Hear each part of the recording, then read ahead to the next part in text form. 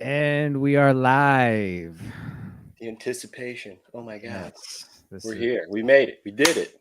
yes, we're here. We're very excited. This is episode 1 of Flippin Tin. My name is Jacob Rotz with Longleaf Reptilia, What's up? I'm Sky of Hail the Scales.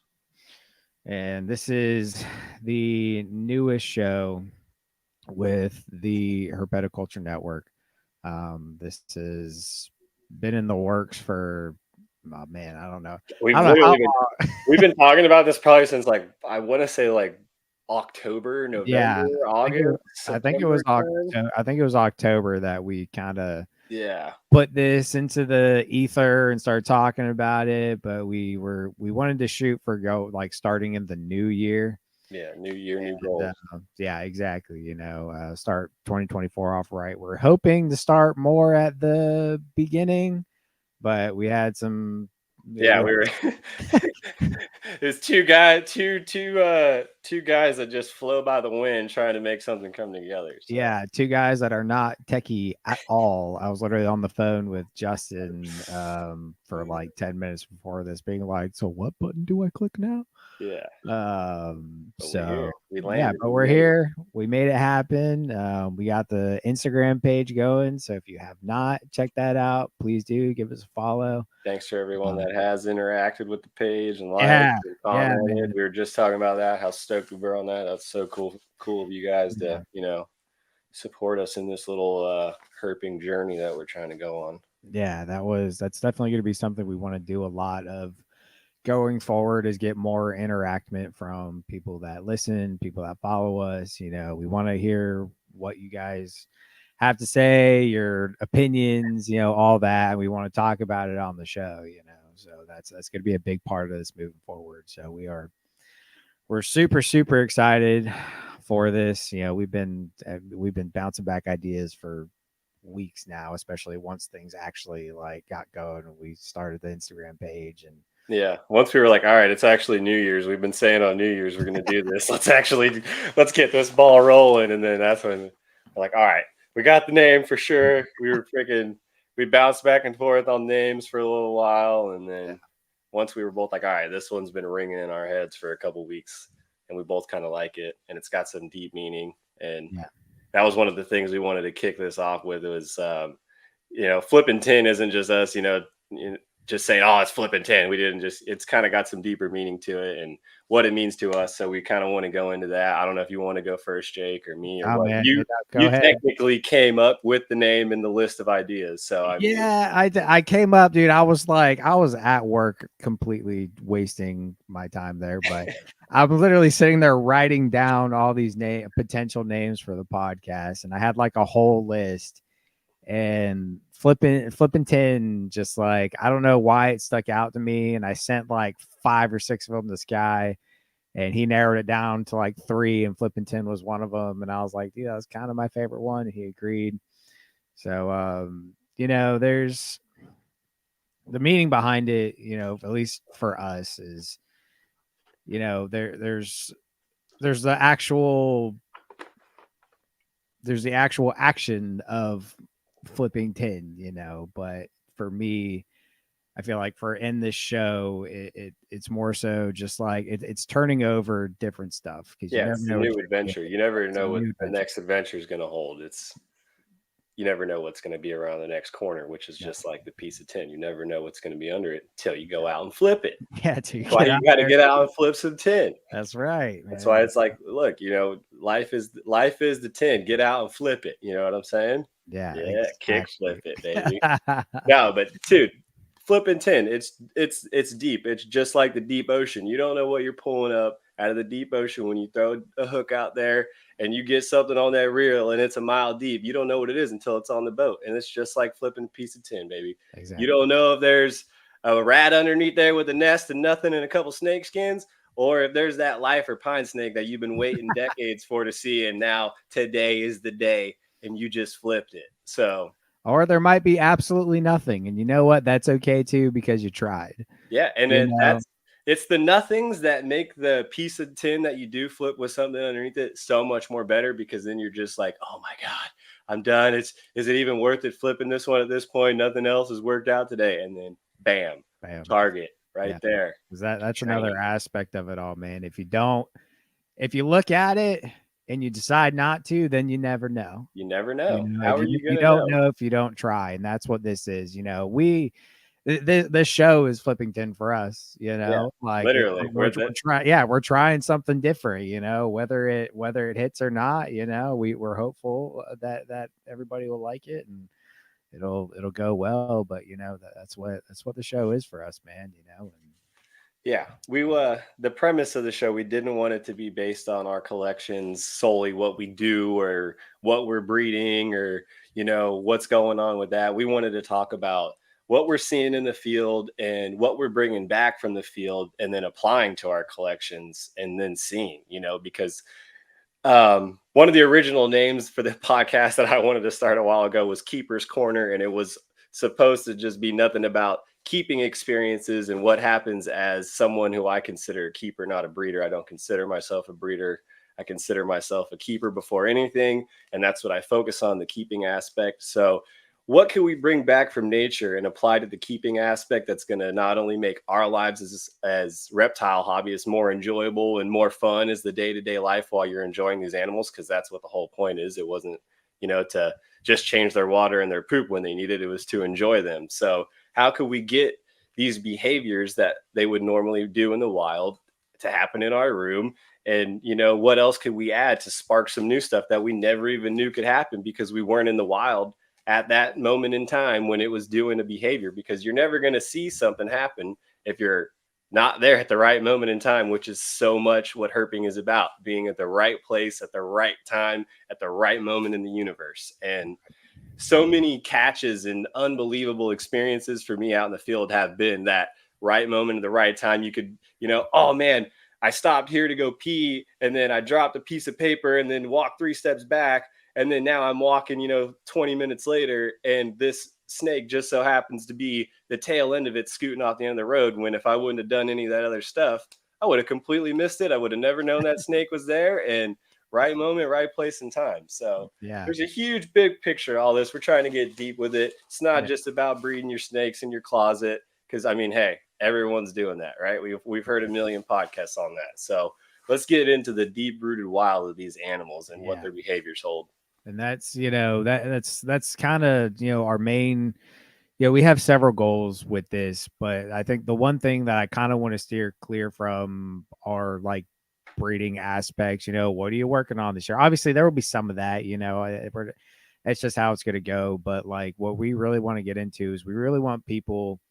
We're going to have people that only field herp and don't captive keep just to hear their side of things, get their stories, hear their experiences. But we also really want people like Sky and myself that keep as well as herp, and just to just kind of hear what everybody's got to say about it, and how herping influences their captive collection and things that they do. I know it influences mine a lot, and I know Sky does for you too. Yeah, I mean, for me, one thing, you hear the saying in life, seeing is believing. A lot of people, including myself, that's kind of how I base a lot of the things in my life is, you kind of got to see it before you believe it. And you kind of, when you're in the field and you see an animal or a reptile, doing a behavior or displaying an act or, you know, doing something that you haven't seen before, and you say you may have a similar animal at home, it's going to be hard to see that act or that behavior and then go back home and then just completely negate that and not think, hey, I could probably get that same action or behavior out of my animal if I just provide the couple of things that were going on in nature when I saw this happening. And it's just, if you start correlating a couple things that happen that you may witness in a certain scenario and bring it back to your home, you can start, doing your own little home experiments with your animals and with your keeping habits. And who knows what you're going to unlock. That's kind of the basis of how I've gotten so far with a lot of my animals, is kind of listening to a lot of people, deciphering a lot of the BS and a lot of what I've seen in the wild and in nature, and applying all those together in a mush mash ball. And you just, you see what works, you adjust accordingly, and you read your animals because they're going to tell you everything you need to know. You just got to read them. And it's it's a huge learning experience that you can only the field in nature is always a reference that you can go back to. That's the coolest thing. You could always go back to nature. And that's why everyone says, start with natural history, because natural history is everything. You can't, it's almost like numbers don't lie. That's basically what natural history is. Right. Absolutely, man. And I feel like for a lot of people, again, as to getting into why we wanted to do this, a lot of people started with field herping. I mean, obviously there's several people that have only captive kept, haven't done a lot in the field, and that's perfectly fine. But something we want to encourage in this is, if you are a captive keeper but you don't field herp, you should start. Like, this year, obviously not right now, it's cold. Not in Florida, but it's, but you gotta start, man. It's so important to, even if you're an exotic keeper, some people don't because they're a python guy, cleavers don't do it for you. I'm telling you, dude, if you still get out and you find a rat snake, a rattlesnake, any of our local fauna, it's gonna jazz you up, dude. I have yellow rats on yellow rats in my collection. I love them to death, but every single time I see a yellow rat in the field, I geek out. Like, instantly, I'm so excited. I'm so hyped. Like, if you love snakes, you love reptiles, you love herps, if you getting out in the field and finding them is a feeling unlike any other. Like, it's literally, it's like my biggest, like, adrenaline rush, Oh, finding that snake, finding that lifer, finding anything, man. Like, it doesn't matter. I get psyched over anything. I get psyched over water snakes, oh yeah. like, Yeah, everyone's so-called bycatch is literally my excitement for the day. So exactly. there Like, is no, like we always talk about, there is no bycatch. no, there's no bycatch. It's all a fun Um, experience, and they're all, yeah. creatures and reptiles. So But this podcast is really going to push getting people out in nature and exploring and learning your local fauna, because there's more than just your carpet pythons, your ball pythons, all your exotic stuff. There's more to that, and it'll go a long way if you learn about your local stuff. It's really important to know what's around you, in nature and everything. yeah, the more I've learned about reptiles and the more I've been in the hobby the last like 5 or 6 years, you start to see that there's correlations between, all reptiles and animals on every continent. So don't get so boxed into the mindset where you think, oh, I don't even keep animals from this continent. There's always going to be a parallel from this continent to the next. I promise you that. You can, it's the more you start to notice it, it's crazy how much you see how everything is connected in this world. So there's always a reference point for everything. I mean, I use green anole activity to use as monitor reference. I mean, they're both lizards. They both are diurnal species that rely on the same things to survive. So they're going to do similar habits. And I mean, people will just brush off anoles, but if you look into anoles, they're really such smart little lizards that are so inquisitive and in tune with their surroundings. So it's, once you take the time to become an old man bird watcher and just go out in nature and just actually sit around and watch a couple of lizards do something around a tree or something, you'll start to really, get an essence for what's really going on and what you could bring back to your collection. And you'll start seeing stuff in your collection and it'll blow your mind, and you'll be like, oh my God, I need to do more. I need to add more. Let's keep going with this. How far can we push this? Next thing you know, you'll be like me and you got a jungle out in your backyard in your shed, and it's just a freaking lizard room where you just play around all day. Yeah, man. There's a lot that goes into it, and especially if you're somebody like me and you keep a lot of the stuff that you see locally, it is so important to get out and see natural behaviors of that stuff, man. Like, it's, for one, you know, field herping is what got me kind of really back into keeping rat snakes and water snakes and just North American colubers in general. Like, herping is like what got me wanting to do that again, and being able to find the stuff that you keep at your house is it's so cool. And then, paying attention to how they act during, certain times of the day, and the temperatures they're more active in. That will tell you so much. Back in the day they used to say, oh, 90-degree hot spot and, whatever ambient, blah blah blah. And it's from guys that were field herping. We're like, no, I don't think that super hot of a hot spot is very good, because they're never, when it's Yeah, 90 degrees out, they're off hiding somewhere because it's too hot. You know exactly. what I mean? Like, that's how we learn.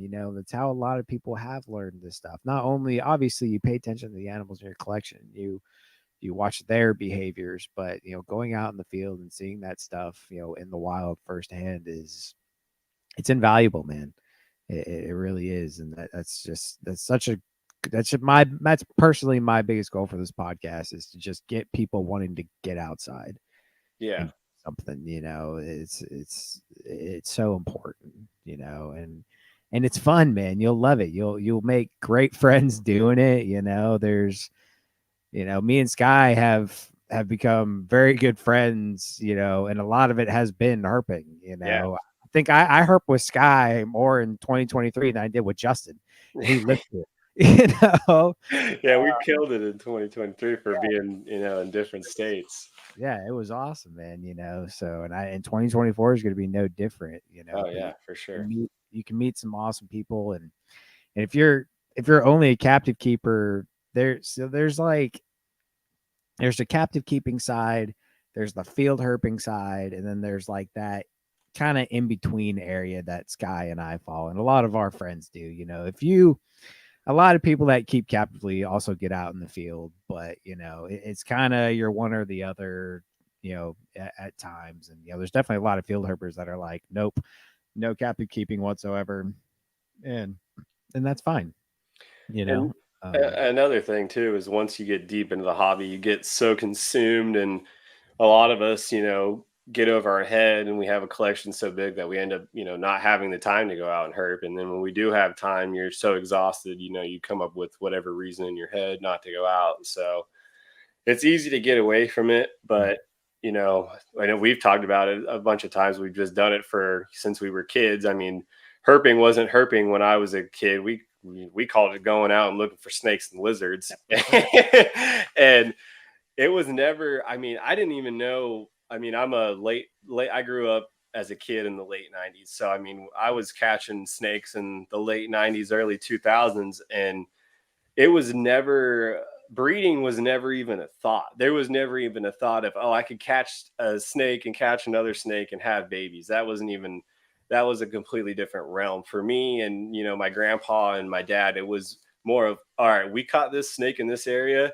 What rocks and sticks and other elements could we grab from right here and hike back with us or bring with us, and then build and replicate whatever kind of enclosure using those same elements, and then just make this crazy elaborate enclosure. Obviously, I'm a kid, so my dad and my grandpa are helping me. But then, I would literally come home and just be glued to these enclosures, watching these snakes or these lizards. I mean, I had every gopher, king snake, alligator lizard, blue belly, western fence lizard you could think of, whip snakes. So, and all in crazy looking rock enclosures where Mhm. you could, because for me, it wasn't like, oh, I just want to look at this thing. I wanted to see what it was doing in the wild, but I want to see this in my house every day. And that was one way to achieve that, was literally just recreating that little slice of nature and going out and seeing where these animals come from. Even like I said, even if you're not keeping a native species, even if it's a species that's on a different continent, there's always a parallel.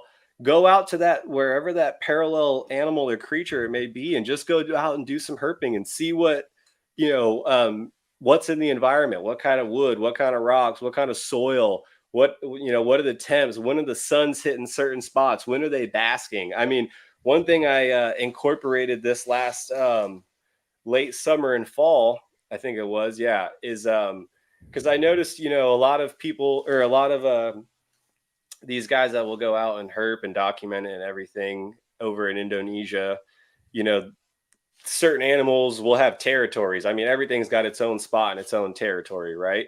It's not just going to be constantly on the move going somewhere. So it's if it's got its own area, it's going to have a pattern.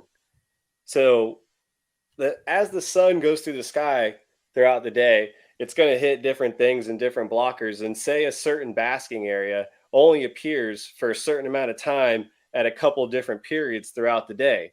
And I noticed that, I have one local Jake's been to it. I have a local herping spot that I go to all the time. And when I've hit it hard, I see that there's always, the same animals in the same spots, lizards wise and everything. And you'll see them in the mornings and in the afternoons and whenever the suns are hitting a certain spot. So this year I decided, let me test out my basking spots and I'll have them on for a certain amount of time and break it up throughout the day.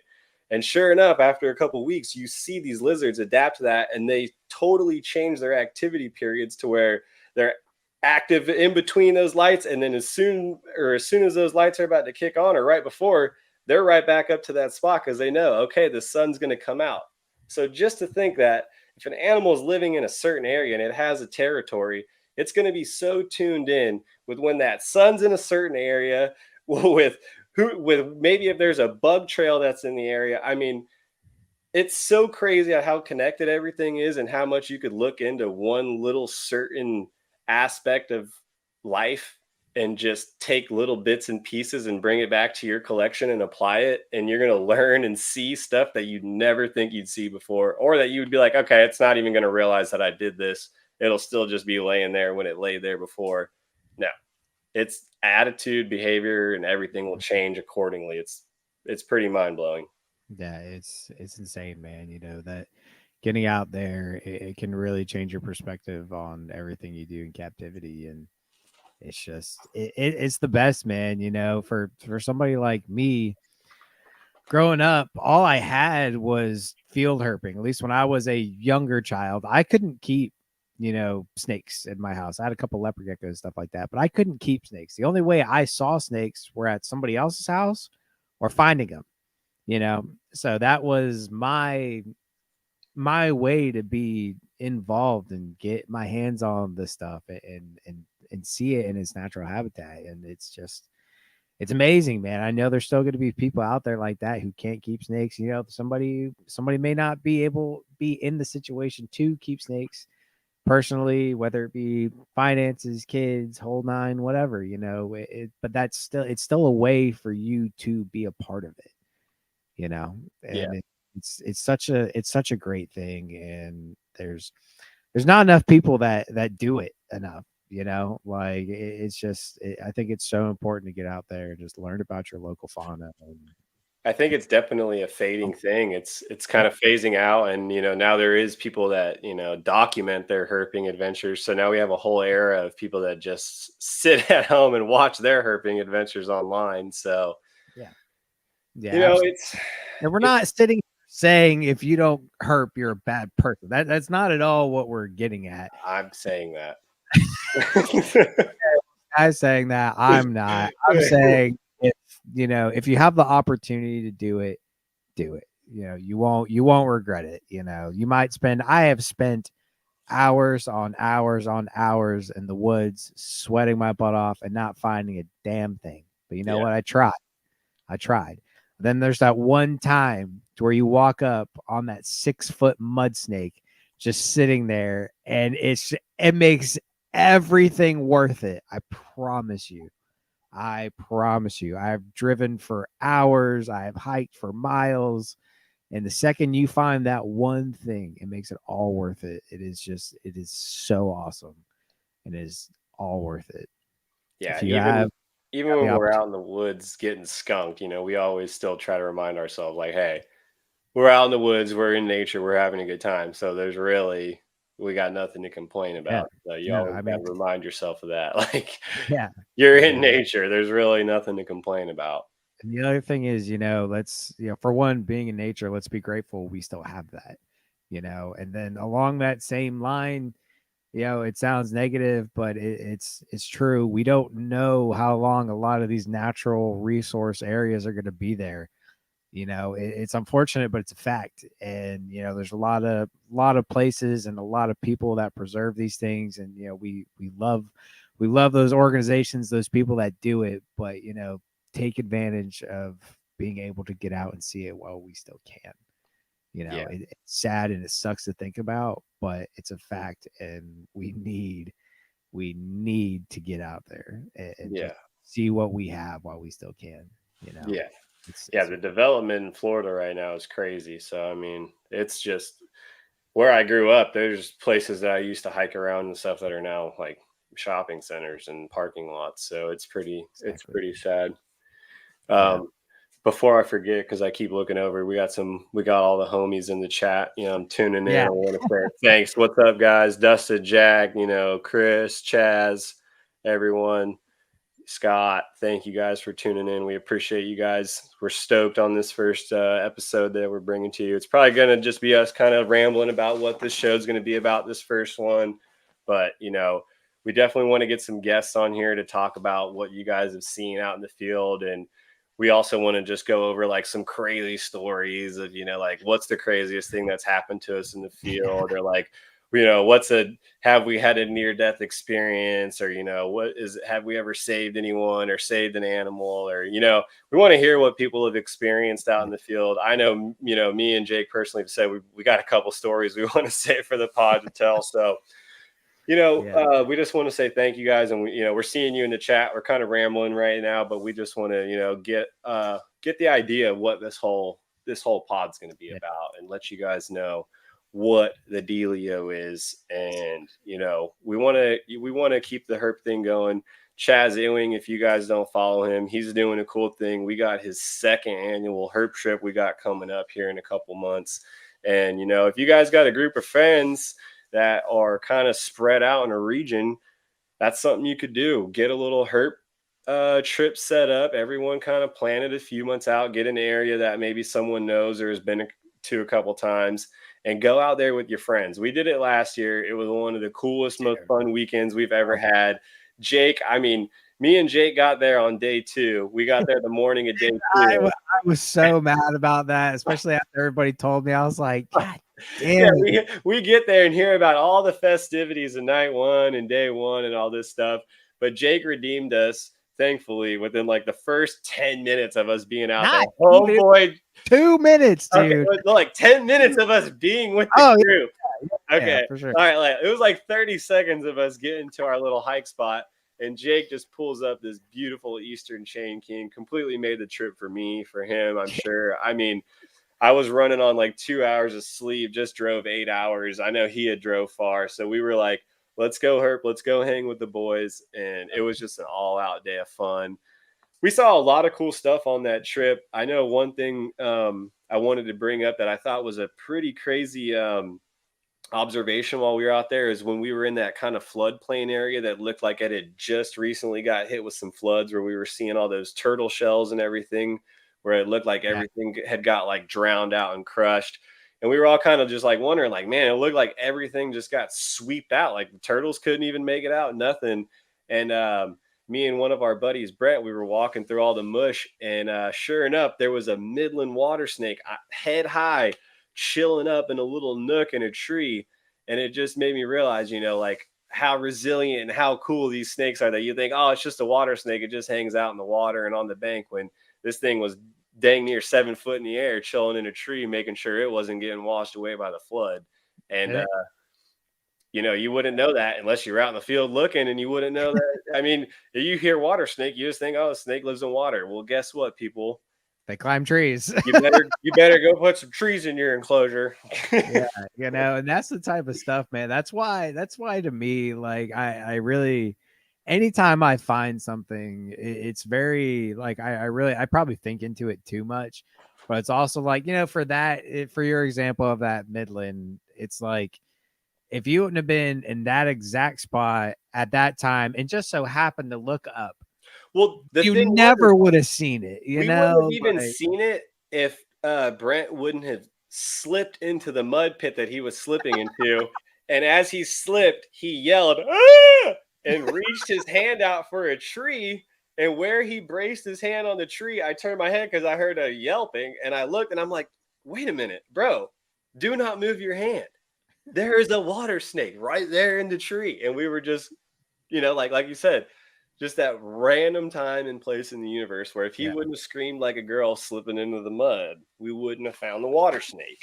And same thing with the king snake. When I found that king snake, that's like the second king snake I've ever found like in the wild. And again, this goes to if you don't do it, you won't know. I drove like 4.5 hours to get there, and that once we found several snakes. I got my lifer black rat. That king snake. You found the Midlands. That was the first one I'd seen in the wild. But again, it goes to that whole if you don't try, it's never gonna happen. Yeah. If you don't get out there and do it, you won't. Like it's just it's never gonna happen. You can say, "Oh, I want to see this, I want to see that," but if you don't try, I don't care how hard it is.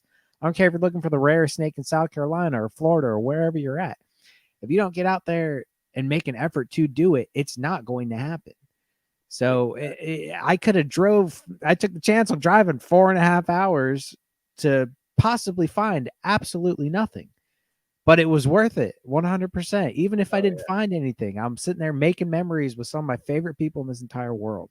Oh yeah. And that's what it's about, man. Like it's infectious. And I promise you, once you start and you really get going, you get into it, it's addicting, man. You're not gonna be able to stop.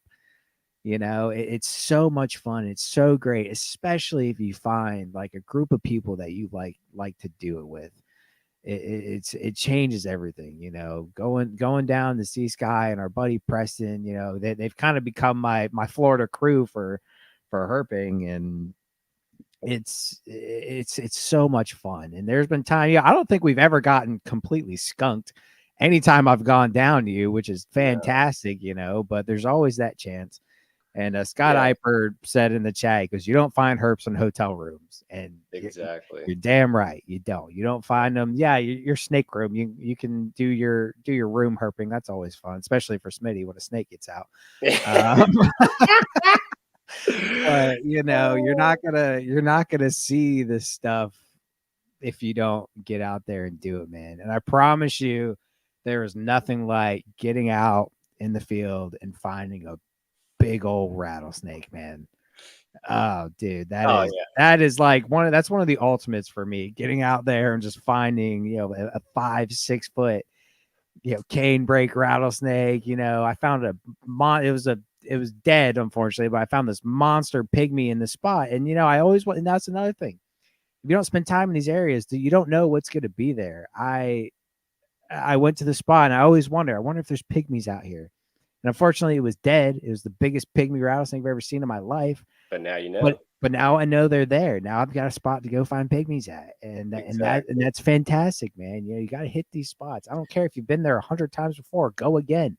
Yeah. You might see something you never have, and That's why. you'll learn something every single time you go out. I Well, yeah, promise. if you I like hitting spots more than, a dozen times Yeah, because honestly for me, I've gone to a spot and got nothing 10 times and then on the absolutely. 11th time Yeah, freaking had an immaculate day. So it's just like for me, I think doing the research and going back and it's like that one spot we always go to. It's like I've probably been there well over 100 times now. yeah, And have I got something every time I've been there? No, but I've got probably a dozen or more heavy hitting good catches out yeah, there now, including some good species, coach whips, corals, eastern diamondbacks, um, pygmies, yellow rats. I mean, so it's not like I'm out there just seeing a couple water snakes. I've got the chance to put in, got the reward. So it's yeah, like, I feel like you definitely can't give up on a place, only go into it 1 or 2 times. Check it yeah, out at different times of the day, different times of the year. I mean, like I said, the whole light cycle experiment that I did, I only learned that and tried that because I had been back to a herping spot so many times that I started to notice cycles in certain animals that I had seen so many mm, times. And it's like, oh, well, I mean, hey, you're and not I gonna like we keep saying, you're not gonna know that unless you're out there and you see yeah. it and you do it. And So I'll give you a perfect example of that. I've got a WMA that I frequent, every year I go there several times. One of my favorite spots. It's beautiful. That's another thing, guys. Support your local WMAs. Like that's really important. Those wildlife management areas. Go there, check them out, explore them. They're fantastic. But I went to this spot all the time, but I always went like on the weekends. I'd go midday, whatever. And I started going there like, yeah, moon phases and air pressure changes. Follow those. Those Yeah. are really important to follow. But at this spot, I always walked this. It's called a cross dike. It's basically an area that you can walk or yeah, Jack knows.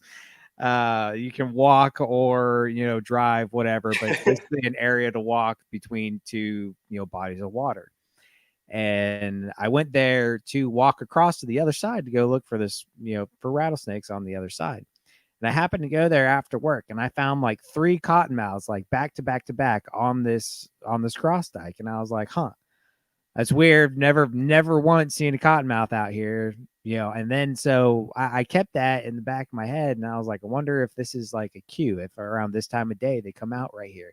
And sure enough, like 3 times in a row, I went there right after work, and it's cottonmouth after cottonmouth after cottonmouth on this cross dike that was probably 300-400 yards long. And it's those little cues that you can pick up on, man, of certain spots. And again, I had never once seen a snake on this cross dike the 100 times I've been there before, but I just so happened to go there at this time of the year, at this time of day, and they're there. And now it's almost, for me, again, right time of year, right time of day, it's almost a guaranteed spot for cottonmouths for me now. So It's kind of like the spot I took you, or me and Preston took you to for the guaranteed brown when you yeah, came dude. back. Like that's a locked on spot for me now. I think Yeah, I've put 3 or 4 different people on a brown there. Like it's yeah, dude. almost like, and we've like moved a couple of them, so it's not the same ones. It's just they're super abundant in that Yeah, one spot, and like you go there at the right times. There's like yeah, two times out of the day where you go there, and they're there every time, yeah. almost on a certain rock. Like Yeah, how it's about pretty that? How cool. about that snag though? When I grabbed it, that Yeah, was we're gonna have to put that as a short on the Flippin Tin page or something. A little. you didn't video it when I caught it though. That was the bad Oh, part. that's right. We got mad at Yeah, Preston for not getting the video. yeah, I'm not gonna lie. I thought I was going in the water like immediately. I was like, that rock I'm about to jump on from the Yeah, shore looks real slippery, but yeah.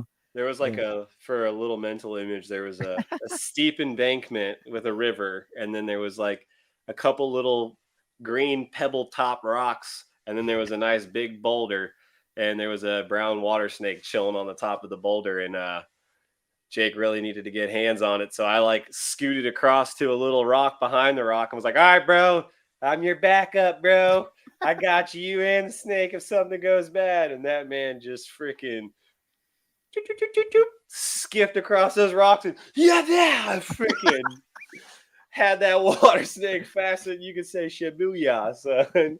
yeah, man, that was awesome, man. And then he had you. Then it was just all Oh over. It was yeah, just lighting you up for a whole 5 minutes. he Freaking was. I was bleeding all over the place after that thing, man. But I yeah, loved every second of it. that was It's awesome.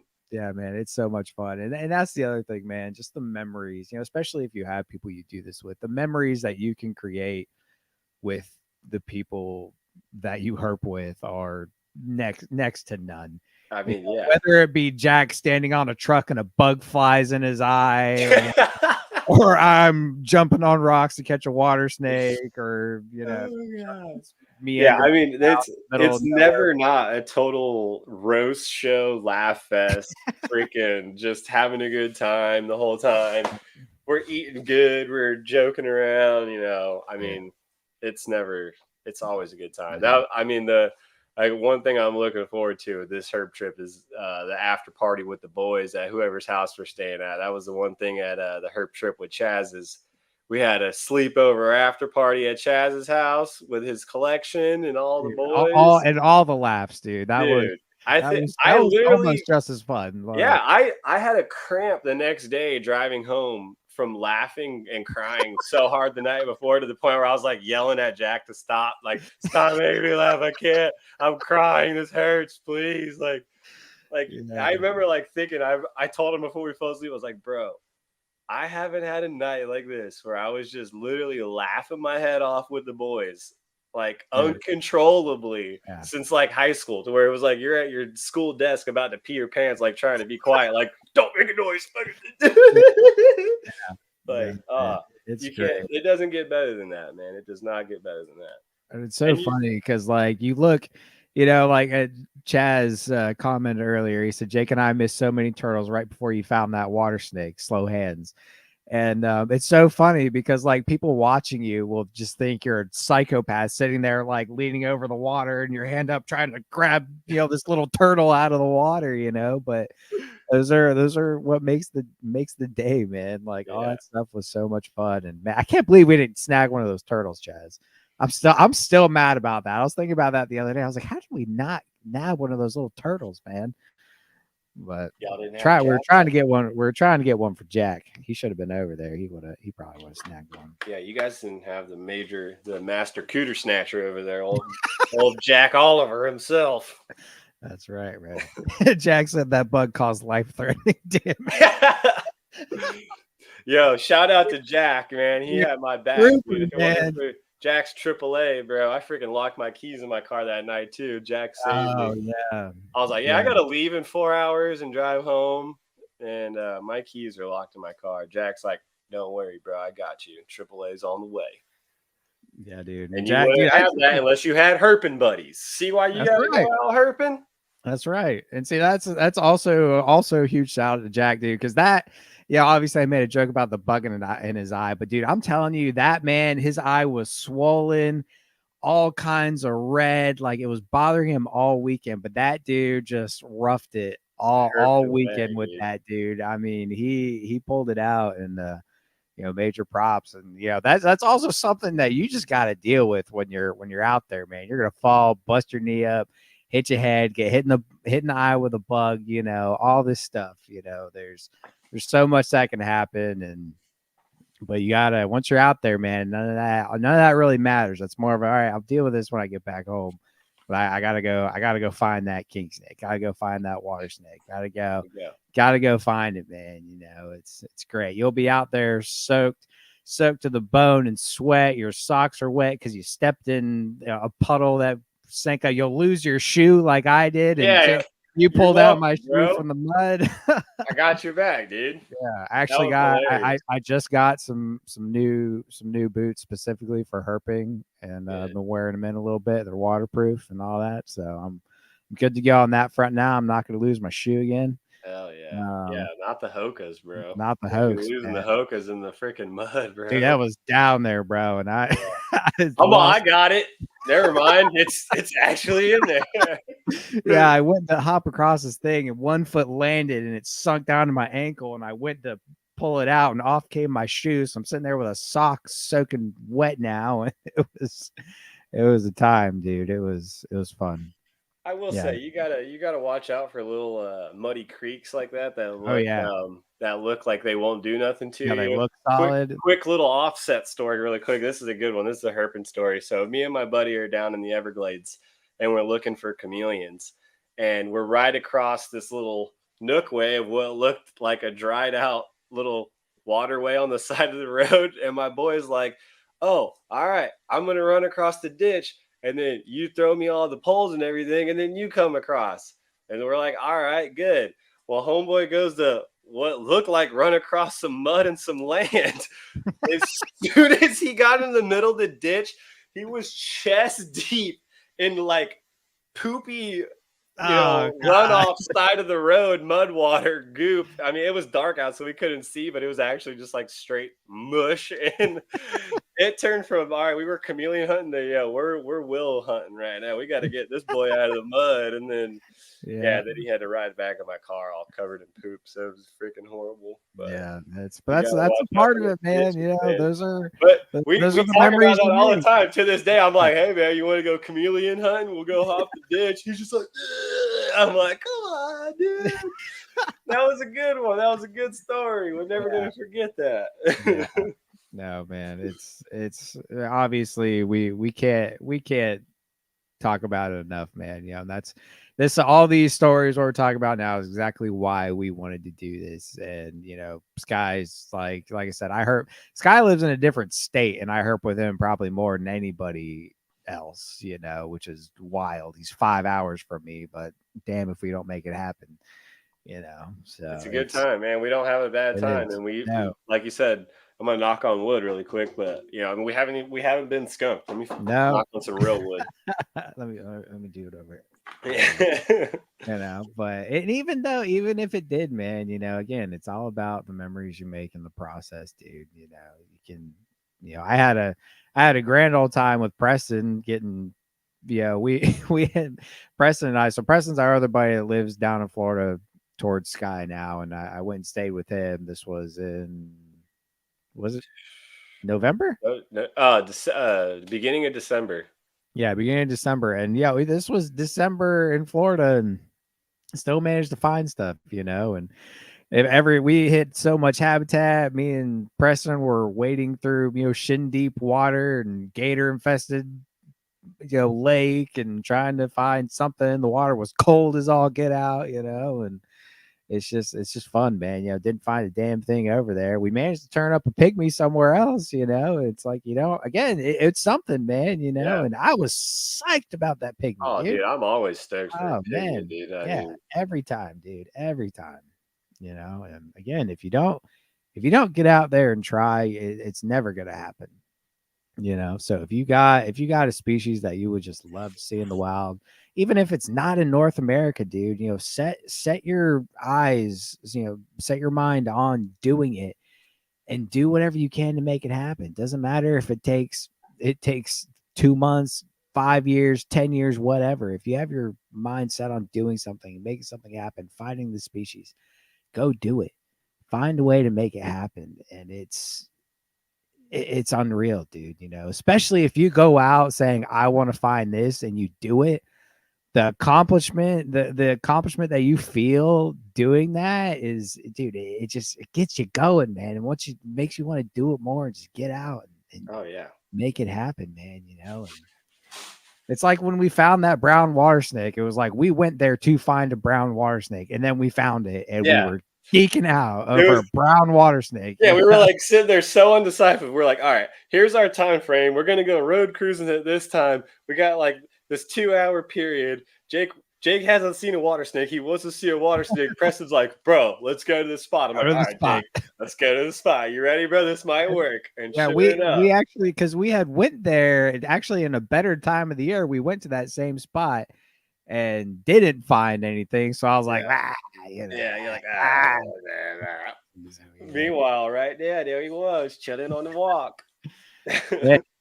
Scott Eiper said he fell 20 foot down a waterfall when a tree snapped crossing a creek. Good Lord, man. Okay. That's insane. He said, but saved the camera and got the gecko, baby. That's what I'm talking about. That's like That's what the it's that's like about. the drunken man story. Ah, he fell off the roof, but he didn't drop his beer. That's what. So obviously I didn't fall, 20 foot down a waterfall. That's fortunately that's never happened. But there's been times where, like, there's one time because I lived in Texas for a short period, and down there the big Nerodia were diamondback water snakes, and finding those was awesome. I went to the specific pond and find them all over the place, and I found this one that was sitting up on a log. And so I was crawling down into it or towards it to try and get it. It was kind of in the water. So I got to the edge and I reached out, and this thing started to pile off the log. Mind you, I had no idea how big this thing was. Diamondback water snakes get fairly large. Oh yeah. I mean, huge. And I'm like 5'9", 5'10" on a good day, I guess. And so I went and grabbed it as it was falling off the log, and I pulled it up, and this thing was as long as I was tall, and it fell on me as I fell into the pond, and I'm grabbing this thing, it's biting me left and right, and but I came falling out of the bushes, with this just massive just dinosaur of a water snake, and it was one of the coolest things ever. You're gonna get messy, you're gonna get dirty, but man, that's the Oh yeah. fun part. Yeah. Just don't die. That's Scott. Don't be falling down 20-foot waterfalls. But hey, you got to risk it for the biscuit. You gotta make that grab, man. It's part of it.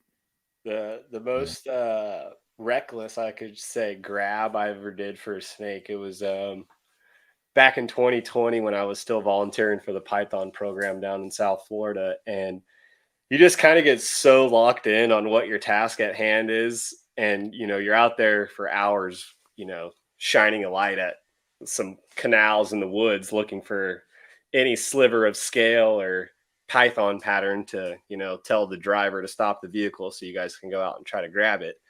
And this was like 3 or 4 in the morning. I'm like teary eyed, barely blinking, looking in the back of this truck, and I see the tail end of a python slipping into the Everglades. So I literally jump out of the bed of the truck before I can even stop.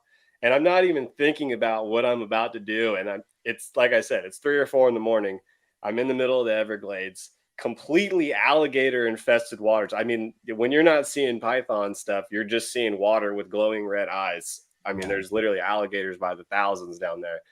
So I just completely negate all the fact of that. I'm just thinking on task at hand, grab this python, and I just whoosh, beeline straight in the water, dive for this thing to the point where by the time I like realized what I was doing, I was in the water with both my hands on the tail of this python, and I'm like that laying on my belly to my knees in this water, and I kind of like pull my head out of the water and go, "Oh, wait a minute! Now I'm in gator infested waters." With a Like giant with python. with a giant python thrashing around, and gators come to thrashing noises. So it's just like, yeah, you kind of get lost in the hunt sometimes, but that's the coolest part of it is like you're so lost into your target species, you could almost put yourself in right in the line of death, And which then I've done. Scott comes in, make us all sound like a bunch of wussies. He says, "Waiting in mangroves, chasing snakes with salties is fucking hairy." And yeah, yeah, you I'm gonna win. I'm gonna send you a Yeah. video of me waiting in the middle of the Everglades where we lost GPS coordinates and blip location, so we were just spinning around in circles when everything looked exactly the same for miles, and there was a few points where we did fall into some water that was pretty deep, and yeah, so it was. I'd say it was pretty comparable to that. I was shiting myself, and by the time we finally got our blip location on the GPS to pick back up, we were like a mile off course, but we were alive and happy. We got location back. That's all that matters, baby. Yeah. You We're not gotta. gonna die. We're not. Yeah, man. Definitely got to be careful out there, especially when you get deep into the woods. You'll lose track of time, lose track of where you're going. And, it's always good to have some type of GPS on you just to try and get back if you get lost out there. Luckily, if you spend enough time in the woods, you're probably pretty good navigating your way out. I tell everybody, you can stick me in the middle of the woods and I'll probably get out. But you put me in a city with street names and stuff, I'm gonna sit there in a fetal position and wait for somebody to pick me up, Yeah. I'm Like having a I seizure. yeah, no, I can't Well, can't do that. while But we're talking about the GPS, which awesome piece of equipment would be yes. a global GPS. That would be awesome. I know one of the things you were wanting to talk about and kind of hit on was some stuff you could bring or some items Yeah, you should have while out herping. Maybe we can go over some stuff like yeah. that really quick and hit on that. So to also segueing into that, one thing that we're gonna be doing is like for on that's why we created a separate Instagram, for this is we want a lot of engagement. And so we're going to be asking a lot of questions on our page. And so everybody who's already commented on our stuff when we ask questions, we thank you so much. It's something we're going to do very, very regularly. We want to involve people who are listening, as much as possible. So I'm going to go over some stuff because I made a post asking about equipment. We had several comments on it, what people like to bring. So I'm going to go over that. But that's something we're going to do regularly. So if you see us post a question, if you have an opinion, something you do, whatever it is, comment on the post, message us, whatever, so we can talk about it in the show. Because we're two guys. And something somebody said in one of these gave me like, oh God, that's actually a really good thing that I should probably have. um, So we've already talked about the GPS. I think that's a great one. Some type of GPS on you. That's your phones work great, but service only goes so far. So especially when you're out in the middle of bumfuck nowhere. So Yeah, try to have if try you're to have a relying on good your GPS. phone, make sure you're somewhere where you could still you're Right. near a cell phone tower, because Right. once you that's it's completely useless. I can promise you that. I'll send you videos that I took with a serviceless cell phone trying to Yeah. find my way back home. Okay. Yes. So we're gonna go. So let's go over a few things on this post. Jack said alcohol. Don't j- Probably don't do that. Leave that for the afterwards because that's a real good way to get lost. But something. So the big one that Ryan Cox said, a few people had some overlap, and we'll go over those. But a big one Ryan Cox commented on was a med kit that has Benadryl and stuff like that. That's a big one that I feel like a lot of us lack on, is having a good medical kit, in case something does go wiry. Having something to do, a tourniquet, something to stuff a wound. A lot of stuff can happen out there, man. So be prepared for something like that. You don't think it's going to happen to you till it does, and And then you're fucked. yeah. So And just when you're thinking of a first aid kit, you got to not just think, oh, I don't need a first aid kit for a snake bite or something like that. This is a first aid kit for, okay, I just rolled my ankle stepping over this log or this rock. So now I need to ace bandage up or wrap up my leg or my ankle so I can make it back to the car. So I got some sort of brace. Or say you cut your arm or your leg or some part of your body on a sharp piece of granite or rock or limestone, and now you got this stinging wound that is now just going to be leaching and hurting you till you can find whatever. You need a good cleaning substance, like yeah, Jake said, something to pack it with, something to cover it with. That's going to be key, because now you're going to be out in the wild with it open and susceptible to be getting some sort of infection and slowing you down depending on where you're at and how yeah. long you're going to be out there. You don't want that. Yeah, and if you got a good walk, man, that's hard, especially if you're by yourself. That's a really big thing. That's something that I try to not go too far by myself for that exact reason. I hurt by myself all the time. A lot of it's road cruising, but I don't go too far when I'm alone. Be just for that reason. You break your ankle, and if you break your ankle out, 5 miles from your truck, you're gonna have a real fun time crawling back there. And if you don't have phone service, you're not gonna be able to call anybody. Like you Yeah. can't.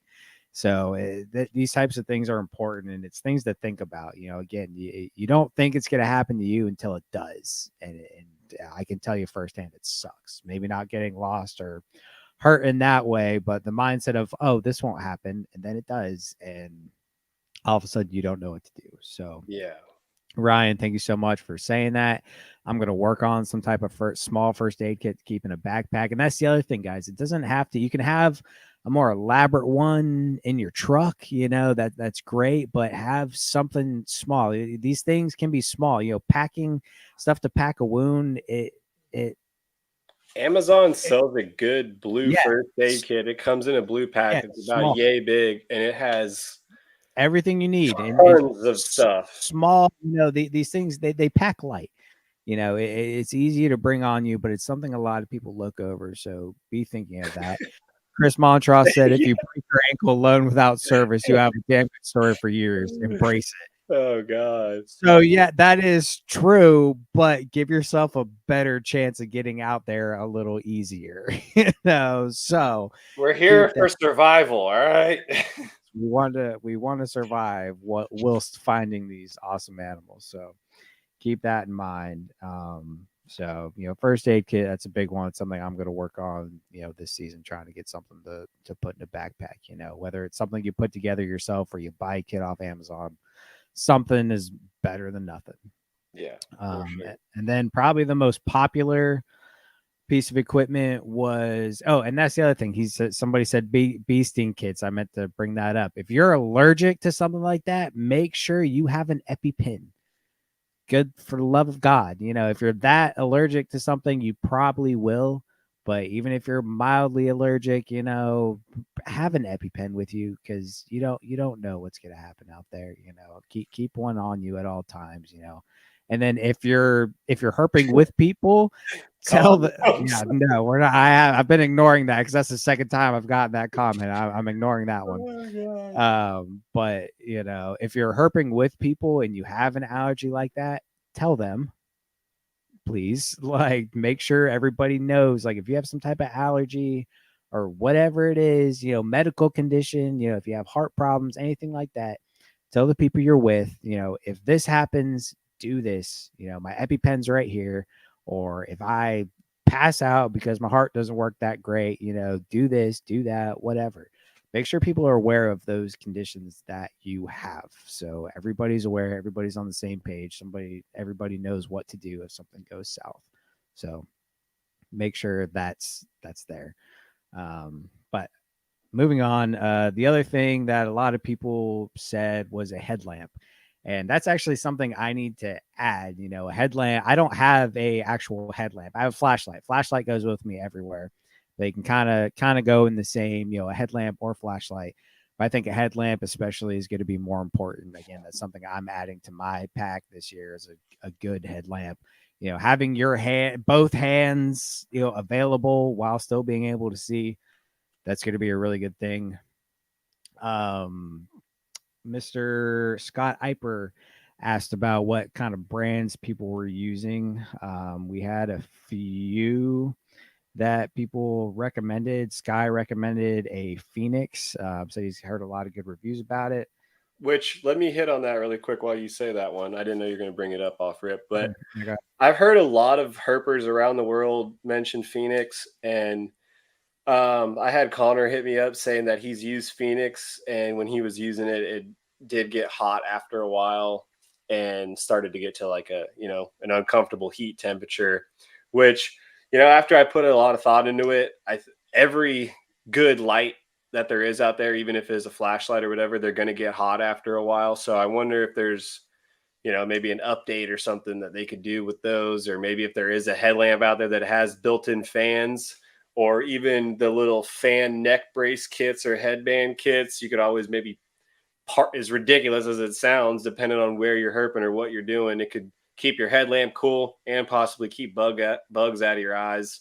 So not sure how long you'd be wearing your headlamp for if it'd be getting to a scorching temperature. I haven't preferably had the Phoenix yet. I do want to try one because of all the reviews, but Mhm. apparently it does have a little bit of a temperature tendency of long use. And another one that Dustin put in the chat, but he also commented on our post, was Coast. That's another one I looked into today. Those have really positive reviews. So if you're looking for a good headlamp, it seems like Phoenix and Coast are some pretty good brands. I'm getting one of them. I'm going to look into both. Coast seemed a little bit more cost efficient for more lumens. Just from the short research I did on them both. Whether that means anything or not, I don't know. But I know with Coast, you can get a brighter light for the same cost as a lower one with Phoenix. So Okay. something to look into.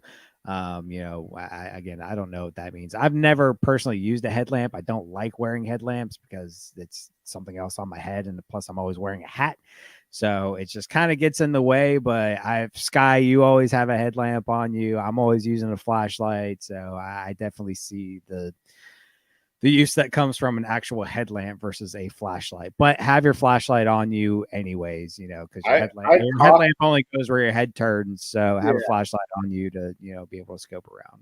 I definitely like the both, but I literally talk with my hands. So if I have a flashlight in my hands, you're going to be. That's how I like the headlamp. And like you're saying, if you get into a sticky situation, you need to drop the flashlight or Right. something, you at least still got something on your dome piece to keep you lit up. And Chaz said he opted for headlamps that use replaceable batteries over rechargeable.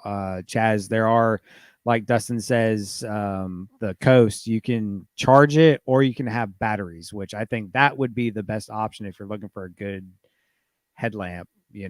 So use get one that can take both. So charge it up and you have that. And if it dies while you're out, keep some batteries in your pack. They'll put some batteries in there. You're good to go. So I think both ways would be really good. So just keep that in mind. And Scott said brighter is not always better, and I think that's a good point, for sure, for several reasons. So um, definitely do some research. Try a few out. See what you like. If you like one that's brighter, get some cheaper ones. Try one that's brighter, one that's not, and pick what you want, and then invest in a good one because a good light goes a long way.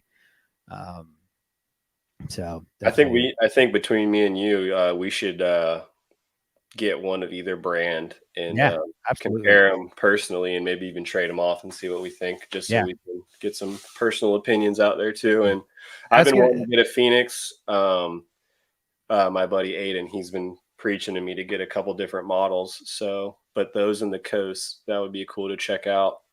Clearly, they seem like the two top picks. So, Yeah, for sure.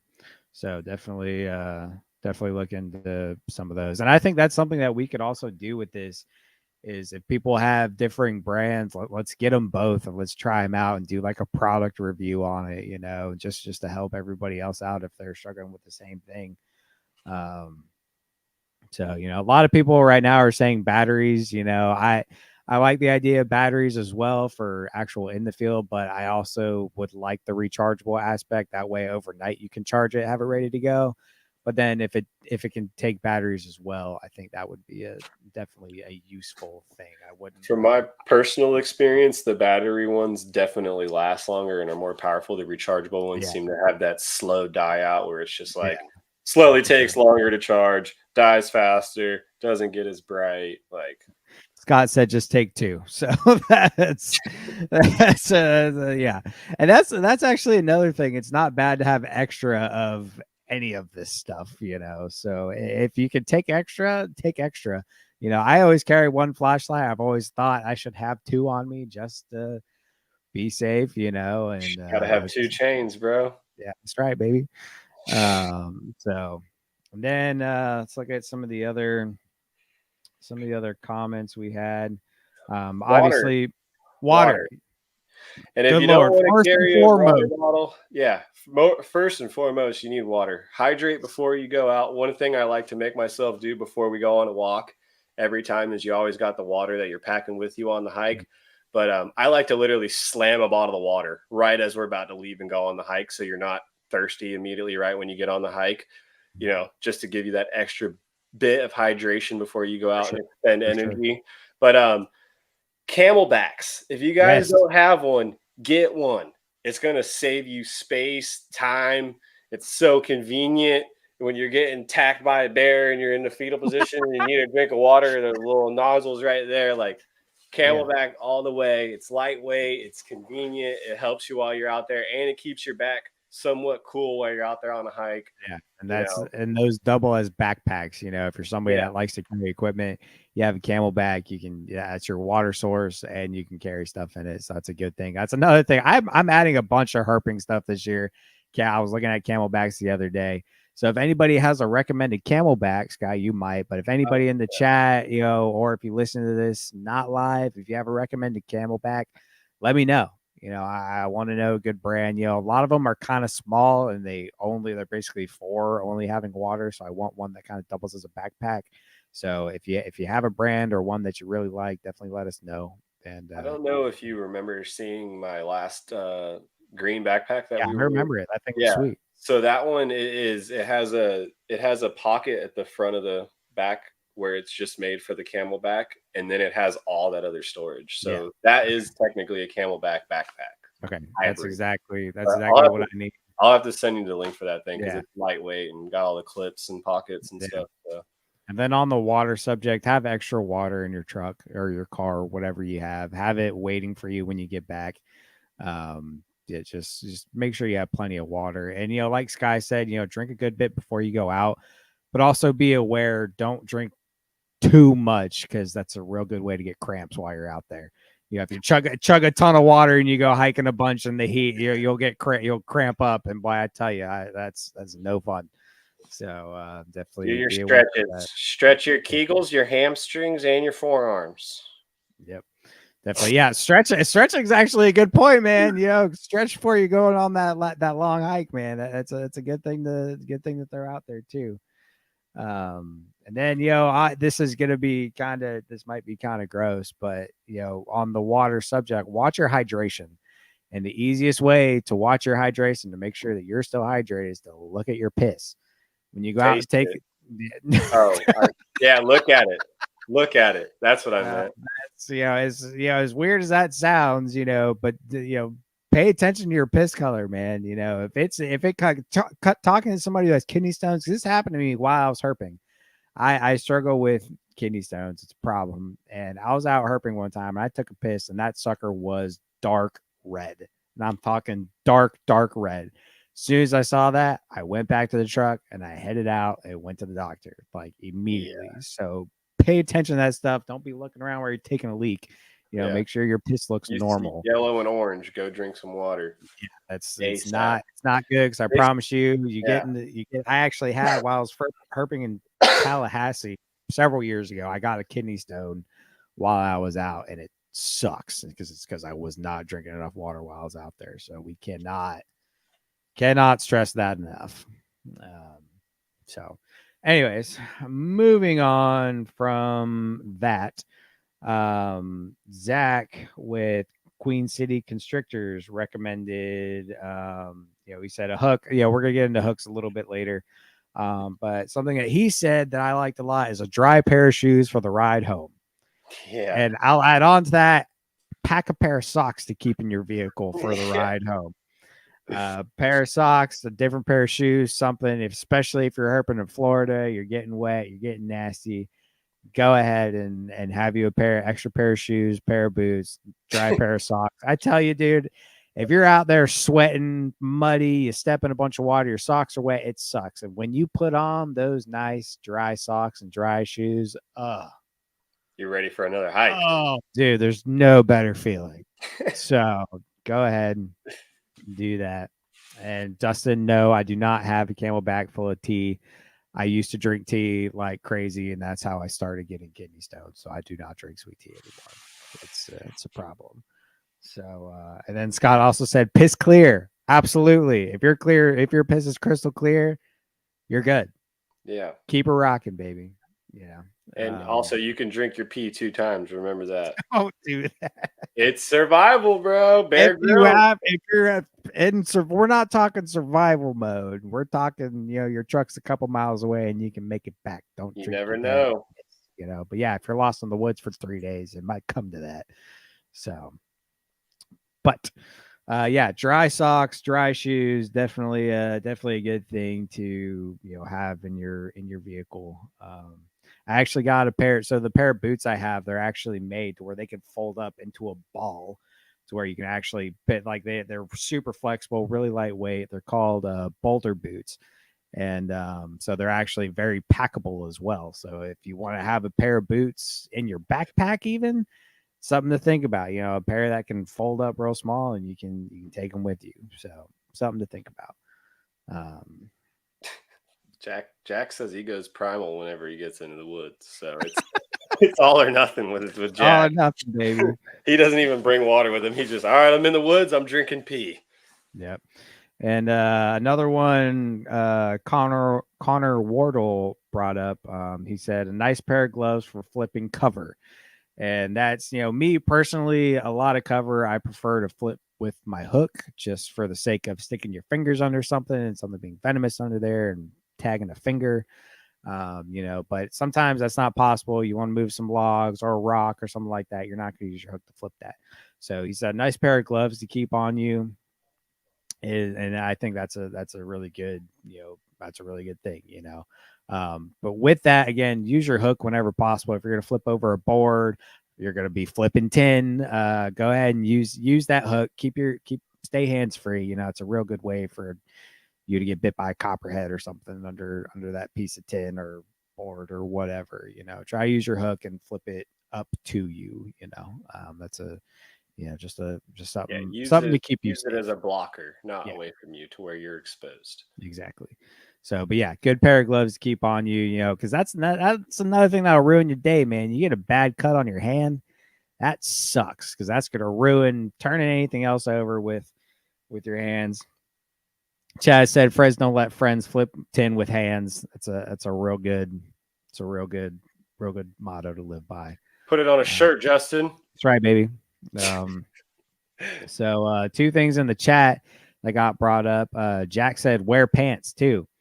Yes, I'm big Yeah, on pants. Some of you Florida boys are like, "I'm from Florida. I'm going to wear shorts out here." Don't do that. ticks, Ticks. You're gonna end up with cuts all over your shins. cuts. I'm a big pants guy because it sucks. It's hot, but they make really thin pants, and those really thin pants can go a long way. They'll help you with ticks, especially if you're in the southeast. You'll go out in the woods and you'll be covered in ticks. I've literally picked 30 ticks. I've actually scraped off thousands of them off my feet before. Ricky That's Mac. that's another story for another time. Um, and Scott said people don't use gloves or hooks down here as herping is effectively illegal. Did not know that. So, if you're listening in Australia, maybe you should hit up Scott for some of the rules and regulations. I will Uh, say this summer I decided to have a Ricky Mac night where I had a couple of drinks and decided to go cruising around the local neighborhood. And I was barefoot in shorts, and it was full effect Ricky night because I came across the coral and got my Elapid party on, son. there you go. Barefoot in shorts and some Elapids, boy. Don't don't get me wrong. I've definitely herped in shorts, but if you're in a place that my biggest thing is chiggers and ticks. Yeah, I sugar. that man, Oh you God. get a bad case of chiggers or you get infested with ticks, you won't wear shorts again out there. Yeah, Now, if chiggers right now, I'm in a man. place where that's not a thing, yeah, I'm doing shorts all the way. But around here and in Florida, nah, it's pants all the way. Yeah. I've even So got chiggers wearing pants though, man. If you kind of get it'll into some happen high for sure. brush or if you kneel down, that's was my problem. I kneeled down in some sand and game over. I had them in my socks, man. And it's funny how those work. Yeah, they embed in your skin, dude. They literally embed in your skin. But even like ticks and chiggers, it's funny because, remember in December, Preston ended up Yeah, pulling off he multiple got ticks. those seed ticks. I didn't have a single one on me. And that's all it takes is for you to brush past The what one, yeah, one palm frond that's infested with these seed ticks, and there will be thousands. He's lucky he only had a couple. I've had seed ticks, literally probably 1,000 of them covered my feet, and I had to scrape them off with a knife. It sucks. But I was walking barefoot through the middle of the woods, and that's what happens when you do yeah. that. So just be aware of that stuff. And something else Justin brought up in the chat, where was that? He said battery backup for phones. It's another good thing, having some type of charger with you. They make a ton of chargers that are powered by solar. So having a solar battery pack with you so you can charge your phone or flashlight, whatever you got, that's definitely a good thing to add to your herping pack. So definitely Couple think about a it. couple things to think about bringing with you that I learned this year that I never thought about. I always thought, some people they bring it with them depending on where you live in the country. It's kind of just a natural thing to have with you. You either have bear spray or you have an air horn. If you Yeah, don't, you should really look into getting a small, cheap air horn. That sounds stupid, or even a whistle. I know it sounds stupid, but this year, especially Keller's with you. You want that whistle. yeah, if you are with Jason Keller, you want a whistle and a chastity belt. But this year I got a real wake up call on just being aware while you're in the woods. Don't let yourself, get too comfortable or slip off having a good time. If you can't bring a gun, Chaz, there are some of us out there who can't carry weapons, and you may be in an area where you can't carry a weapon. Um, Yeah. so normally I have a buck knife with me, but I did accidentally wake up a black bear while I was out herping this year and completely, you know, had dookied myself and realized how fast and how serious of a wild animal, black bear can be. And if you don't have the proper stuff with you, you could really be screwed. And all I had with me was a little snake hook and my 8-inch buck knife, which is probably not going to do much to a bear that was, standing up taller than me. So I now walk around with my air horn. It's a little bit louder and a little scarier. They are spooked off by noise. If you bring Oh your yeah. whistle, mountain lions, they are spooked off. I used to hike around a lot in California. There was one time where my dad did have to throw me up on his shoulders. Wasn't a mountain lion coming at us, but there was one in the distance, and he was instantly like, "Get on my shoulders!" Start screaming. So just always Yeah. remember to be big, be loud when you are out in the woods. If you are by yourself, Yeah. climb a tree if you're near of you got a wild boar coming at you. Always just remember you're out there having fun, you're in nature, but nature is metal and nature doesn't Yeah. care about your feelings, Yeah. nature doesn't care about you.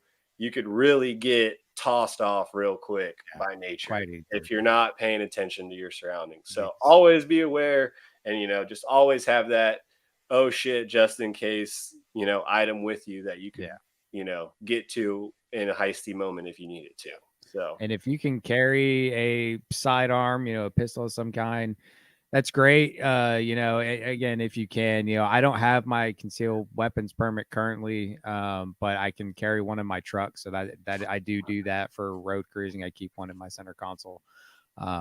So if you can do that legally, that's great.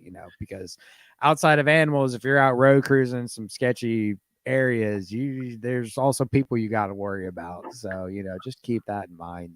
We don't want to condone anything crazy, but you also have to be smart out there. So I like Justin's idea. I'm gonna have to try that. I'll make sure to get the air compressor backpack that goes with the shirt cannon. I'll put that over top my camelback and walk around with my shirt cannon, blasting Fulvius tees at any black bear that decides to come at me. So, that'd be awesome. That would be sick. oh god. Oh man. All right. Let's see what else we got in here. Do we want to talk about different style of hooks to bring? And Yeah. So we'll get into hooks now. It's kind of the last thing, if again, so when we snake hooks are one of those things, you kind of have to know your rules. So like for example, the ANF, the Apalachicola National Forest, you cannot carry a snake hook in there. You might have one in your truck tucked under somewhere, and we're not going to comment on that. Whatever. But if you are seen on the road moving a pygmy off, doing something with a snake hook, you're in the wrong person sees you, you are going to get in trouble. So be aware of your laws because, like in a lot of places it is very illegal to collect. And if you have a snake hook or snake bags or anything like that, you can be seen as you have the intent to collect. So be aware of where you're at, what you're doing. But with that said, a lot of places you can carry a snake hook and it be completely fine. So with all of that, let's talk about snake hooks a little bit. The main two types are going to be, Sky, if you want to show them your classic style of snake hook. That's going to be your more where's the best classic. view? Let's see, I got one. Oh, let me grab mine real quick. And this is going to be a little bit harder to herp with just because of how the indention is. It kind of takes away all your grabbable area. Yeah. So that one personally wouldn't be my favorite just because it's a little skinny. This one's a little wider. This is my indoor hook.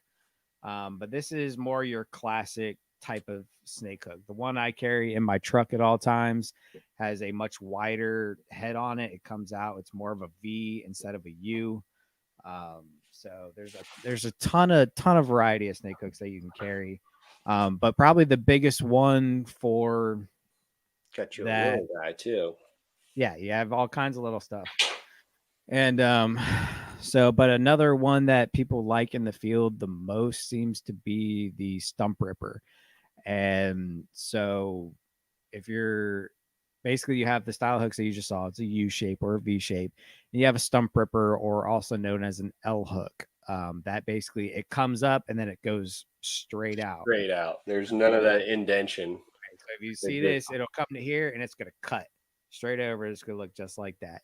yeah. So those are really, really good field hooks. Justin swears by his. I don't have one. I've been wanting to get one, but the company that I usually get my hooks from is uh, Venom Life. I really like their hooks. They're really good quality stuff. My room is full of them for indoors. My field hook is a Venom Life.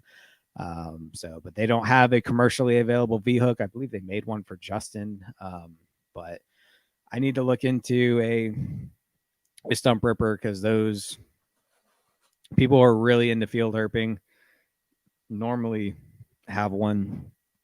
And some of the perks with it is it's the name kind of speaks for itself. It's a stump ripper. It's a little easier to pull stuff up. You have a little bit more leverage with it. You It's a can get good any little peel back little pieces of bark from trees and stuff. yes, it's a very good hook to have. That's another thing I need to find this year is a stump ripper. I love my field hook. It works great. Like I said, it's got that wider head and it works really, really well for what I need. But the stump ripper is definitely the most recommended field hook from herpers, people who are really serious about it and serious about their hooks. So something to look into. But again, that stump ripper is just an L shaped. I'm sure most of the people in the chat right now know what that is. But if you're listening to this for the first time, not really a field herper, that's what a stump ripper is. It's that L shaped hook. So definitely look into one of those and look into a quality hook, man. You can make homemade hooks. I have a homemade hook that was forged out of a golf club. That's what this is made out of, is out of an old golf club. Yeah, and they work very, very well. A lot of Super things can be used. sturdy, man. Yeah, a lot of things can be used as snake hooks. Whether your homeboy made it or you made it or something like that. A lot of things can be turned into snake hooks, but make sure it's solid. The last thing you want is to be out in the middle of the field and you just snap your snake hook in half. That sucks. Look into getting or making a quality hook. A good snake hook goes a long way. Jack, So I was jokingly gonna say you could hit your national forest areas with a rake or a hoe, so nobody questions if you're out herping. You're just out there doing some land maintenance. Oh yeah. god. So, Southern Raised Exotics asked about lengths and why. Bigger's So always better. Ask every female in the world. okay. So there's various, so we're talking about field specifically. I like at least personally, this hook's Like about three my or four minimum. foot. I think this one's about 3.5 foot ish. But I like a 4 foot hook, Pull it personally up. Let's measure it right now. but I like somewhere around 4 foot, for me, honestly, we can't be serious in front of these people. Good lord. But for honestly, the longer the better, because a lot of times, I use a snake hook for flipping stuff over more than anything. Because let's be real, messing with venomous snakes, the 80% of people that get bit by venomous snakes are messing with it. So if you don't have to mess with something venomous, don't. But if you need to move something off the road because a car's coming, do what you need to do, get off the road. But the longer the hook you have, the farther you are away from it. The more clearance you have from getting bit. Yes, it's farther away from you. And again, same thing with flipping. If you can stay farther away, there's a better chance that 5 foot diamondback's not going to come out and pop you as soon as you open it up. Now, granted, that's also why I flip it up towards me versus away from me, because it acts as if something's under there, it's not going to get me in the shin. There's that barrier right there, So just stuff to be aware of. And the longer the hook you have, the better. Now, for me, I'm not that tall. Like I said, I'm about 5'9", like 5'10" in shoes. So having a 5 foot hook it's a little too big for me. Like I don't want to carry something around like that. It's big, it's clunky, I don't know. It's not comfortable. So around that 3.5, 4 foot range is my preference. And Chaz said about 40. I'm right there with him. About 40 inches is a They pretty good help as size. a good like little walking aid too. If you're ever doing any weird Yeah, terrain, they're yeah. usually if you get a good sturdy one, you can almost use it as like a little crutch, little walking stick, I walking. actually do that. So if I'm in a WMA, it's kind of dicey on whether you should have a hook or not. I carry one, but a lot of time if I'm walking with it, I use it to make it look like a walking stick. So as to Yeah, not weird. somebody, if a game warden goes by or somebody passes me, they're like, "What's he doing?" It's just my walking stick. Yeah, I think we Um, did that last time you were down because we were like, "How many hooks should we bring with us?" And I think we all left the car with a hook, so we were like using it as a fucking walking stick. yeah, Uh, and that hook's also a weapon, baby. yeah, A I'll real kill gun. your bitch ass And you can have lightsaber fights in the woods and stuff. It's great. without Uh, using the hooks. I just can't. I can't with you guys. I swear to Oh God. god! Now the chat's got me all off track. God dang it! Yeah, and so even though I know that's kind of a joke, but Chaz said use it like a crutch. Again, that goes into that's our THP That was or for Justin. THN, Before I forget, I just glanced over on it. THN man of the year. Um, but Chaz said use it like a crutch, and that could actually be worst case scenario. That can be a real thing. If you get out there, hurt yourself, break your ankle or stuff, that hook might help you walk back to the truck. Not a whole lot easier, but it's something. It's better than nothing. So there's a lot of uses for these things, man. So keep it there. Scott said over 6 foot, you're tailing anyways. It's if it's a big snake, We don't yeah, have inland taipans out here, yeah. bro. God. We yeah, tailing is definitely, a very need to scenario, especially with, big pit vipers. I'm not going to recommend it to anybody publicly. There's some scenarios where it would likely be needed, but make sure you know what you're doing before you do something like that. I'm a very hands-off guy now. I've been bit by a rattlesnake before. I don't really want to do that again. So I'm a very hands-off guy now. Brag about it some more, bro. And I didn't try it. I didn't try it once. I actually used to tail stuff all the time and with no problems. And I actually wasn't even tailing when I got bit. So Justin, go fuck yourself. But so and Jack, you call them timbers down here. They're cane brakes, but yes, that's what I used to tail all the time was big like 5 foot cane brakes out on a plantation. I used to remove them from. But again, be hands off if possible. That's another big thing that we need to promote on here is safety, and putting your hands on a venomous animal is never You increase your chances of getting bit 100% by interacting with the snake. All you got to yeah, do is turn around and walk away. Unless that exactly. thing's on the road about to get ran over by oncoming traffic, turn Yeah, around, walk away. You got a yeah. 100% chance of not getting bit. That's the best way to not get bit, man. If you can leave it alone, because there's also no sense in stressing out the animal. Again, unless you absolutely have to move it for some reason. If you're out in the middle of the woods, there's no sense in you hooking it, moving it, doing all this stuff. Take your pictures in situ while it's sitting there and move on about your merry way. The snake doesn't get stressed out. You're not putting yourself in harm's way. Just things to think about. A lot of people have this obsession with touching, and that's I like not, a touch. you don't have to do that, and especially if it's a potentially dangerous animal.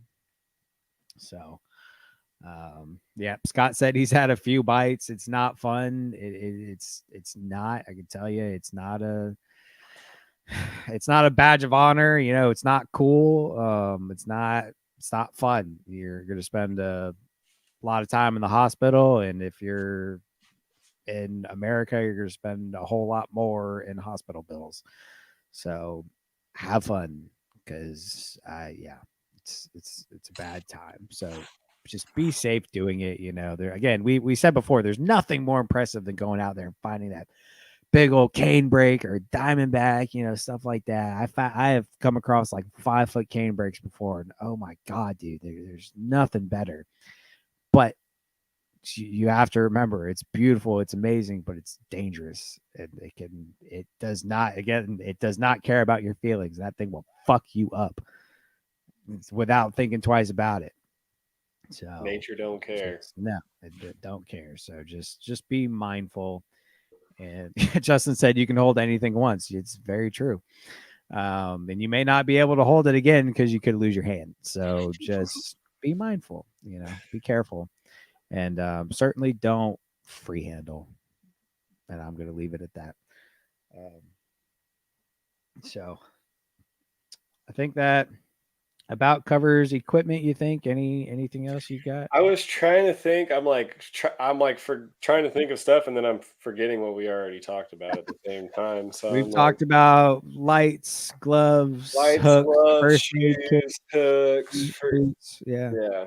all that good stuff. That about covers. Water, safety, things to bring to protect yourself. Always be mindful Yeah, of your surroundings. Trying to think. We said extra phone batteries, all yeah, that. It's always good to have a little snack in your backpack as yeah. well. That too. You're the king of snacks, baby. Come I on now. suffer from, I know I'm a skinny, weird looking guy that doesn't look like he eats, but I literally eat all the time. I suffer from like low blood sugar spikes sometimes where I have these episodes where I get super nauseous and lightheaded. So I have to always keep like a little candy bar or a Cliff bar or something around me. So always keep something like that around with you because you could just be out there deep in the woods getting lightheaded and exhaust your body, and you just need the little bit of nutrition or fuel to you know get you back to the car, get you back home. So that's something to always bring with you.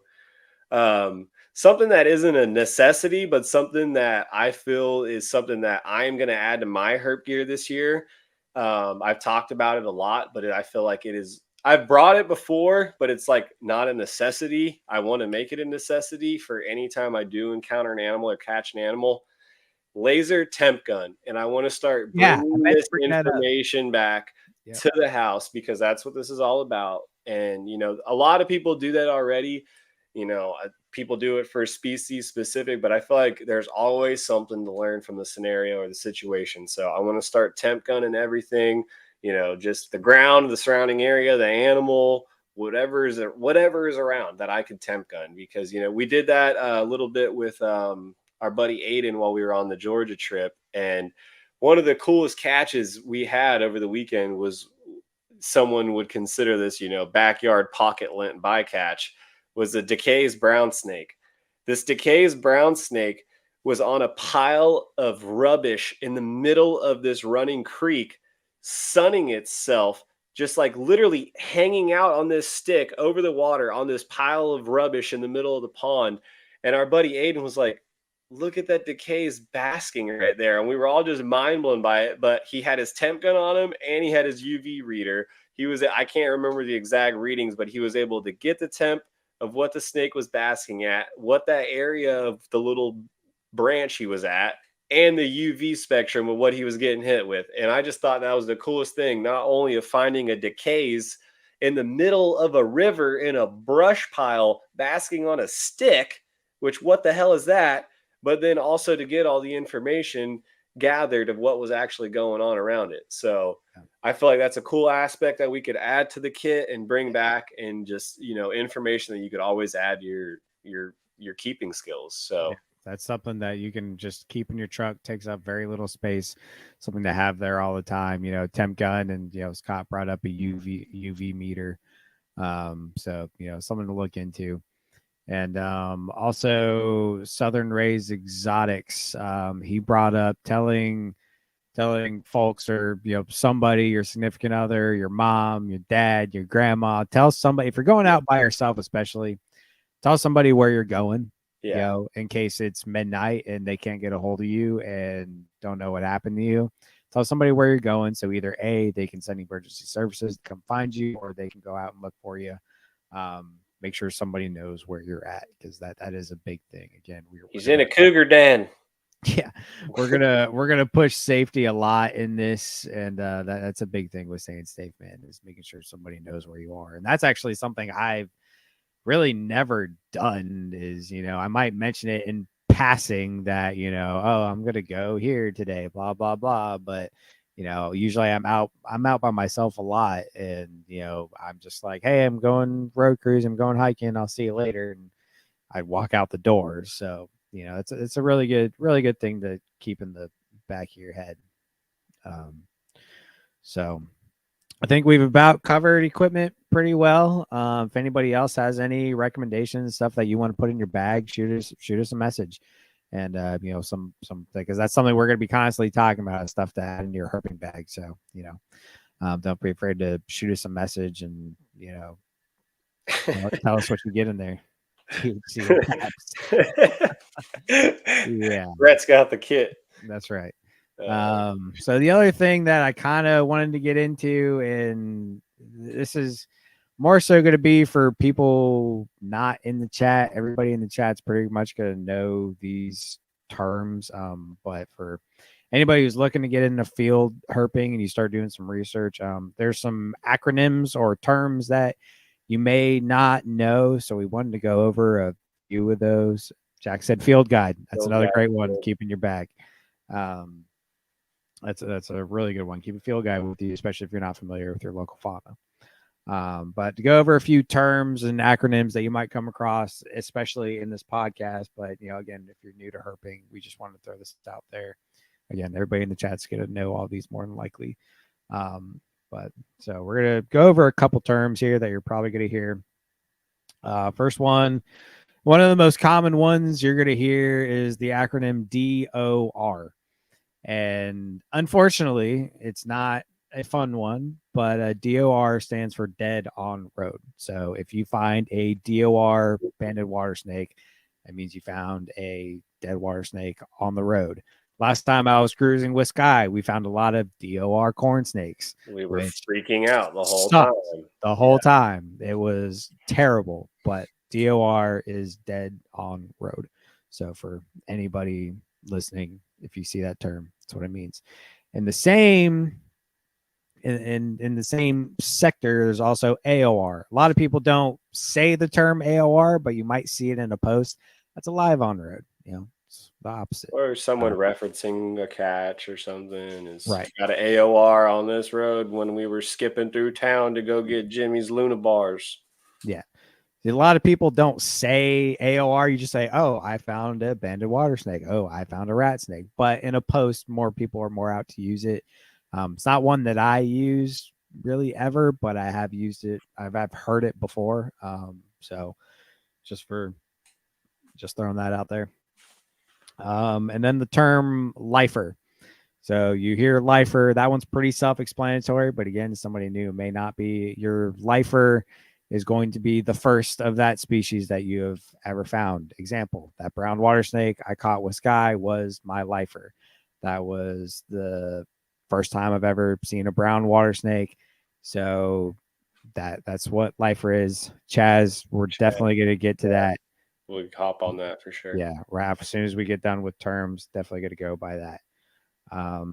The other one that I actually learned recently that I hadn't heard before was AC. And I can thank Chris Montross for this because I had to sit there and think about it because he kept saying AC. And I was like, what the hell does AC mean? And it's the artificial cover.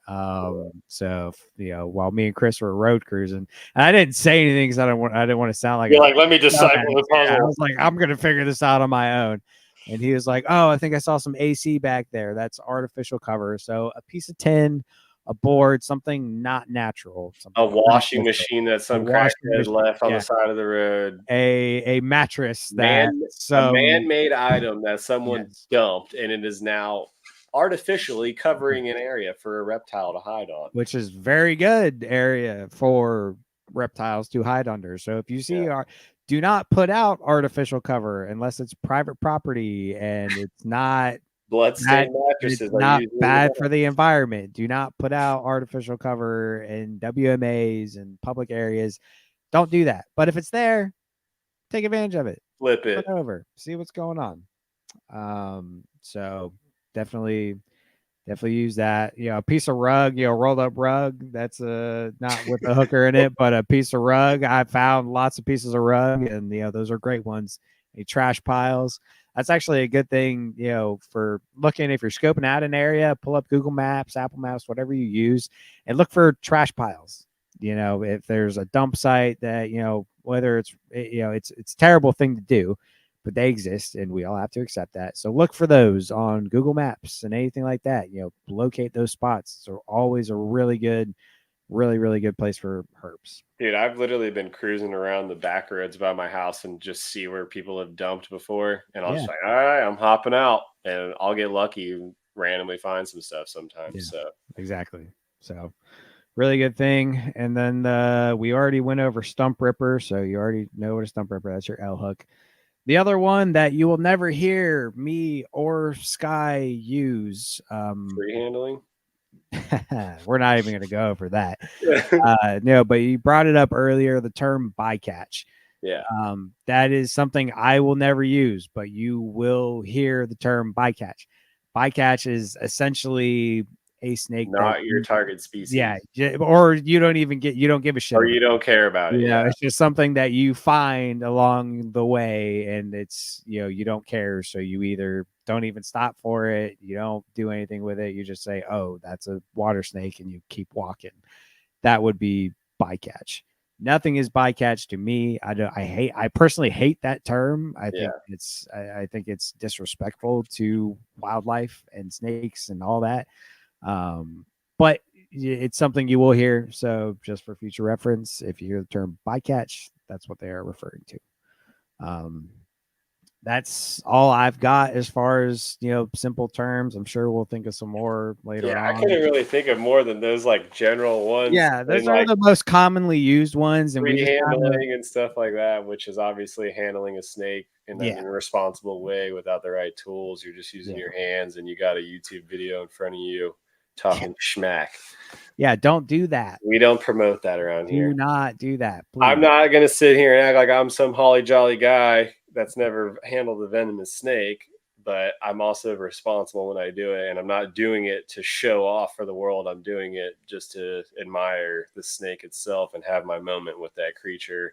And I'm not doing it in a showing off manner. I'm doing it as safe as possible, Absolutely. normally by myself or with a friend away from, anything that could get hurt or hurt somebody. So Yes. just be smart about what you do. Think about what you do. Don't do life for the gram. Absolutely not. Just don't do it. Be smart, be responsible. And honestly, for me, it's respect them, respect these animals, respect what they can do to you. Respect Mother Nature, man. In general, some of these snakes that people are free handling, they can and will kill you.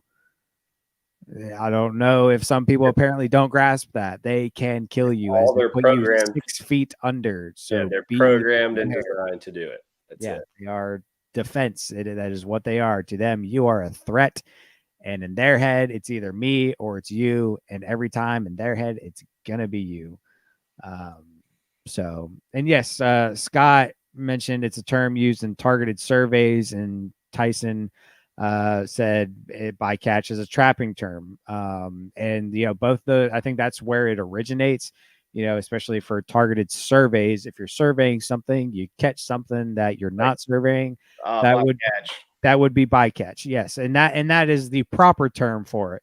But a lot of people use bycatch as in, I was out road cruising for Diamondbacks and I found a water snake and I threw it into the woods. That's bycatch. So there's a proper way to use it. There's a proper way to use it that isn't disrespectful, but the way a lot of your herpers around use that in a derogatory way. So there is proper ways to use it, but a lot of times it is also derogatory.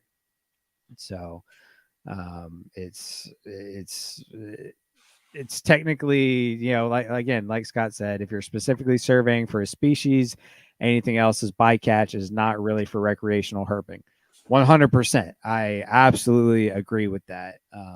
But again, people take it out of context and use it in a derogatory way towards other animals, and use it the way it should be used, like Scott is saying, in that way. If it's bycatch, if it's true bycatch, then it's bycatch, and that's fine.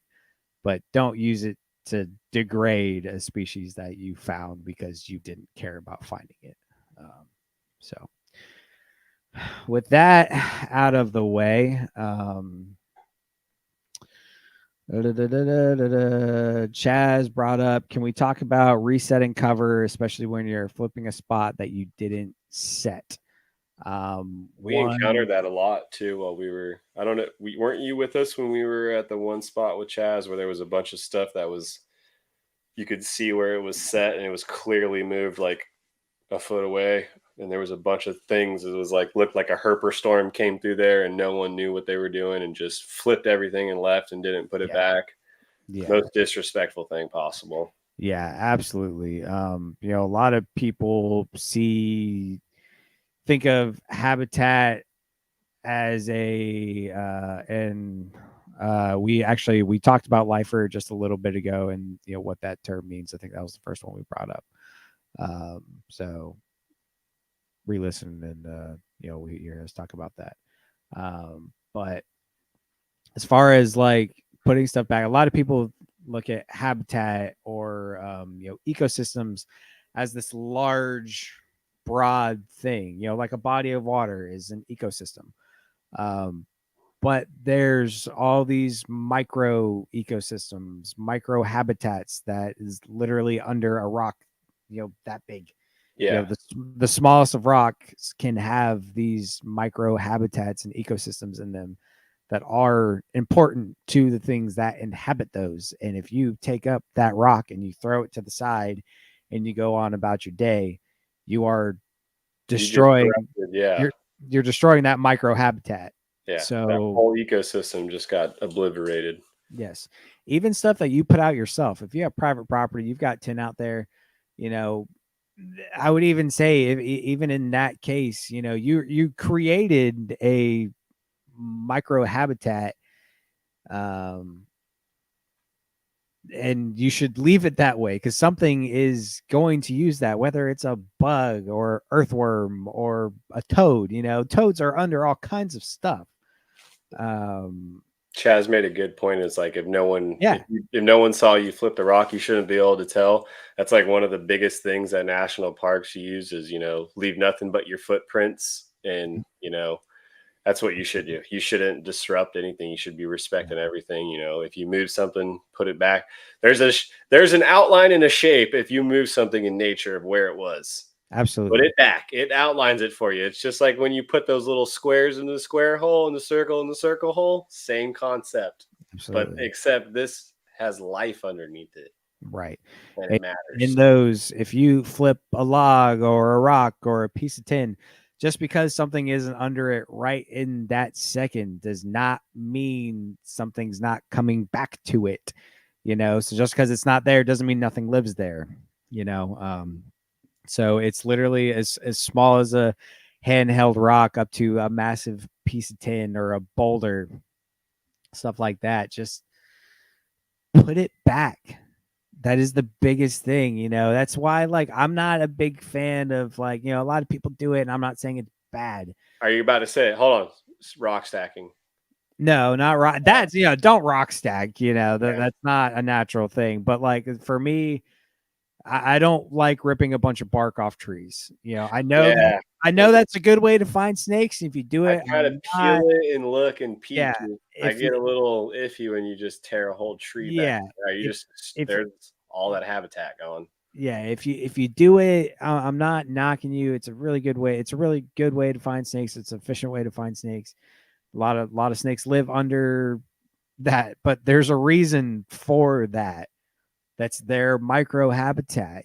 That's their thing. I'm just not big on. I'm not judging anybody who does, but it's not my favorite thing. And same thing with like old logs. If I can't flip it, roll it over, I don't like just tearing it up and going through it. If I can peel some stuff back and kind of look and but if you go out and destroy a dead tree, yeah, it's a dead tree. But we bring this up not to make you Go feel to hell, Jack. yeah. And Justin put the dots because he's guilty of the same thing. And again, Yeah. we're not here to make you feel bad. It's more so like just to make you think a little bit. about those things, because that old log that you just tore up to bits, ants lived in there. Beetles, You're gonna say who ants, you're lizards. gonna say who gives a shit about ants? Who gives a shit about that tiny little bug? But it's our ecosystem, it's our habitat, and we have to take care of it. And it sounds silly, but how would you like it if somebody came in and stepped on your house? Hey, don't expect me to be You your know, friend if you don't care about ants when you got that ant in your pants. All right. exactly. But it's important, man, just to preserve those things. And just be aware, be careful in what you do. Don't go tromping through stuff, flipping everything over and leaving it off to the side. We want to preserve those things, try to put stuff back the way you found it. um and then Scott said hammer and nails to pin it Yeah. back, but too destructive for me. And yeah, that's you can put stuff back that way, but again, that's a you're it's being destructive. Good lord. So just be aware of what you're doing. And Justin said if Scarlet Kings would just show up, I wouldn't have to. Yeah, you're right. I don't know. It's Uh, it's just rampant. Yeah, It's rampant in the chat. yeah. Everybody's going off now. I think we started something with that. Pull the Uh, bark. Don't pull the bark. You guys are all I'm just guilty pieces of crap, is what you are. You freaking home destroyers. You I'm just saying again, I'm not judging anybody for doing it. It's just not my thing. You probably won't see me just stripping a whole dead tree ripping of a its freaking bark, tree. No. Because like think of all the stuff that you find that isn't a snake. The senate, Yeah, the like I said, centipede, lizards, bugs, beetles, lizards, centipedes, yeah, grubs, all that. scorpions. And you can say none of that stuff matters, but guess what's eating that stuff? The birds, the Exactly. squirrels, the others, all the other fauna in the The area, lizards. which may be feeding those snakes. So, do you care about the snakes or do you not? Exactly.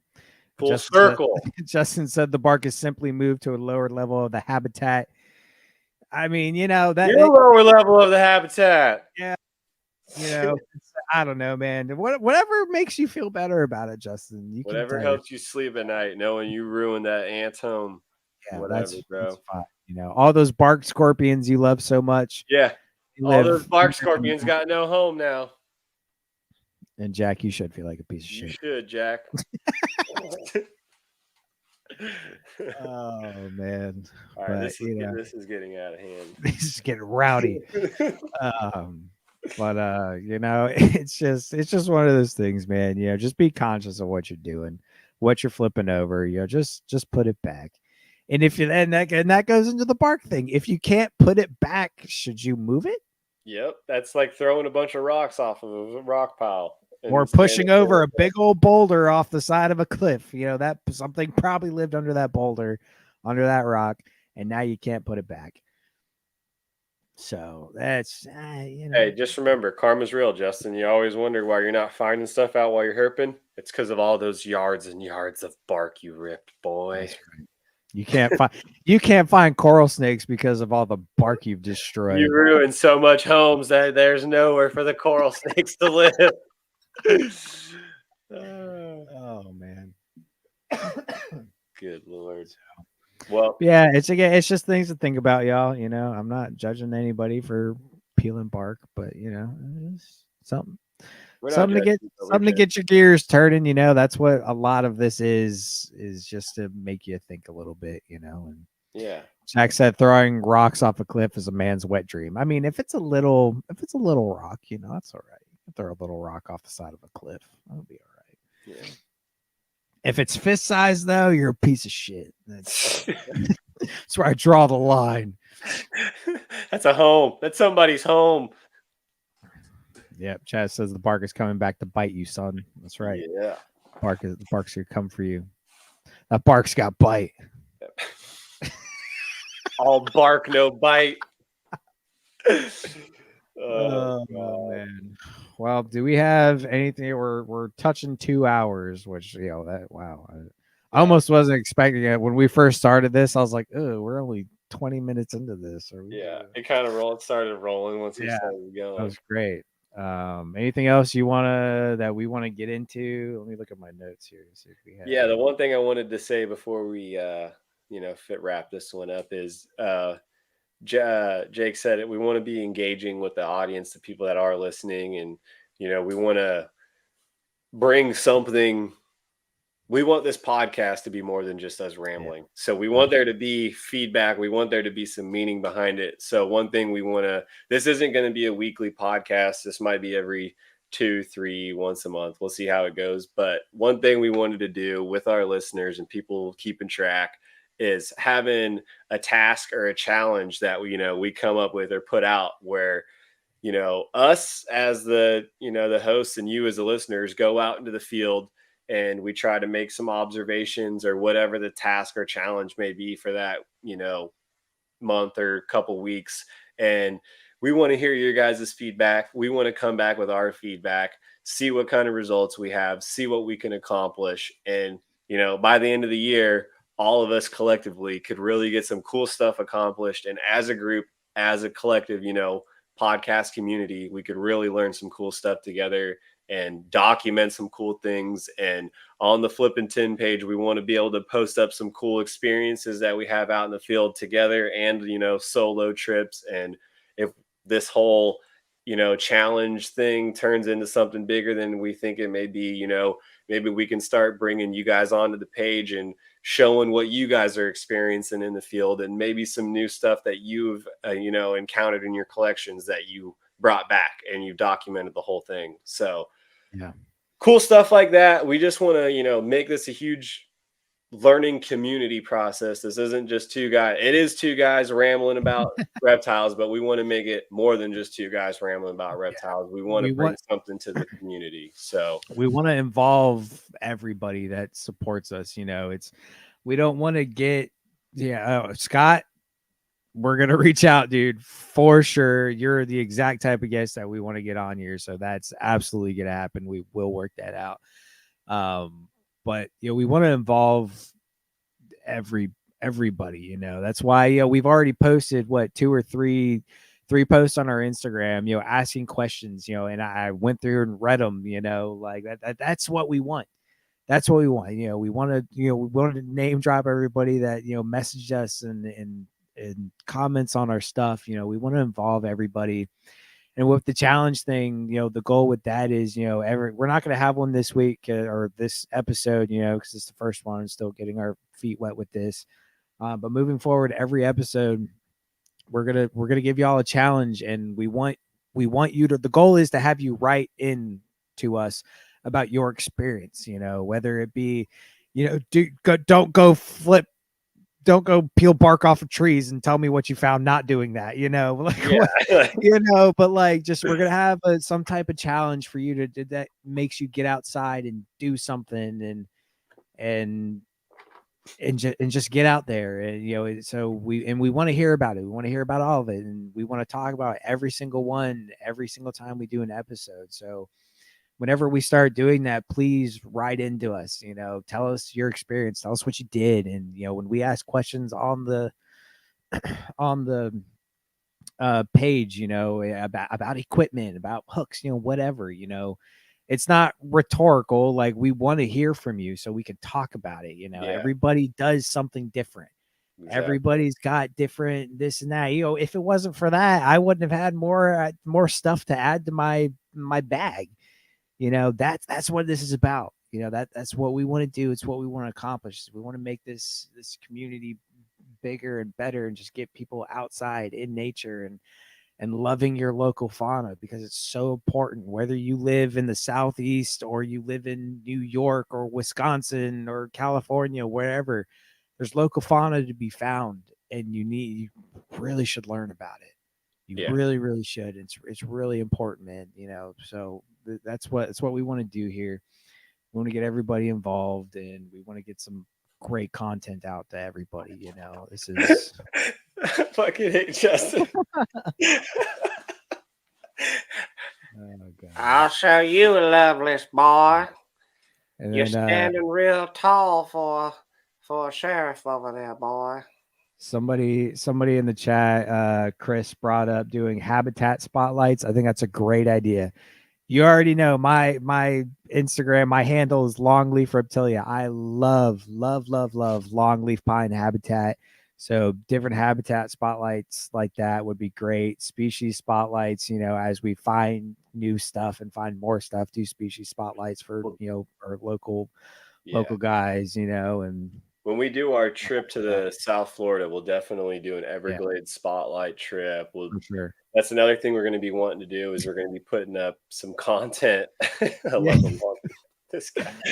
We're going to be putting up content from our herp trips, and just not only us joking around, having a good time, showing There's you guys, definitely going to be some of that. but we're just Um, some cool stuff that we find yeah. and encounter in the woods, and things that we look out for to maybe that would key us into something that we could share with you guys to help you out while you're on your herp trips. Because that's one thing that I learned while the more and more I'm out herping, when I do have success, I try to remember what I was doing, what time I was doing it, and try to apply that to the next time to hopefully get more success. So if we ever have stuff like that we can share with you guys or document, we're going to do it. Yeah, absolutely. And that's the next step in all of this. It's cold right now, so herping really isn't a thing here at the moment, but that's the next step in all this. This isn't just going to be a podcast. We're going to make a Flippin Tin YouTube page, and Sky and I are going to make our own videos. And then when we get together and get out and herp, we're going to make videos together. And we want to make this very, very field herping oriented and really show people what you can see. So we're both going to be uploading videos, either to Instagram or the YouTube things. The next big thing, that we want to do. We want to make something out of to really, get good content out there. And if Jack said lob lolly greater than longleaf, if anybody actually thinks that, you can go ahead and stop listening. Just kidding.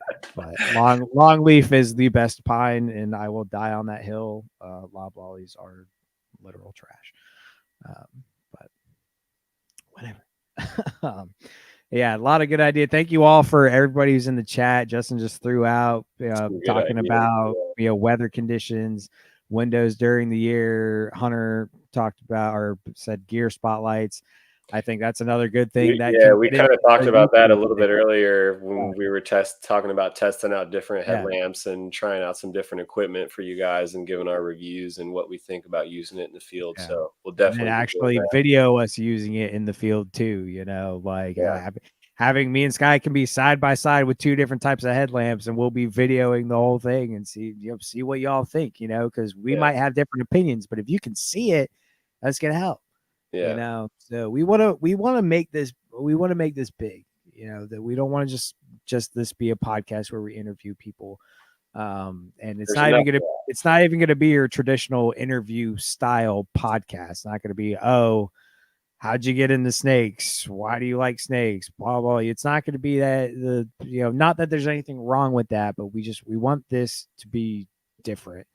And we want everybody along for the journey. We've been talking about this for a while, and we're so excited. And I think this first episode went great. And thank you to everybody who tuned in. I wasn't expecting over 20 people at one point in the in the live stream, so that was awesome. Heck yeah. So, thank you everybody that's already followed the page. If you're listening and you haven't followed, check out Flippin Tin Podcast on Instagram. Shoot us a follow and engage with us, please. It's a lot of our posts are going to be asking questions to get your opinion, just to give us more for the show. So please comment, message us. You don't have to comment if you don't want to comment publicly.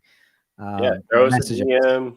Throw us a DM, whatever. The message on the page individually, whatever you guys got. We're trying to just bring whatever content we can bring and answer as many questions as you guys got.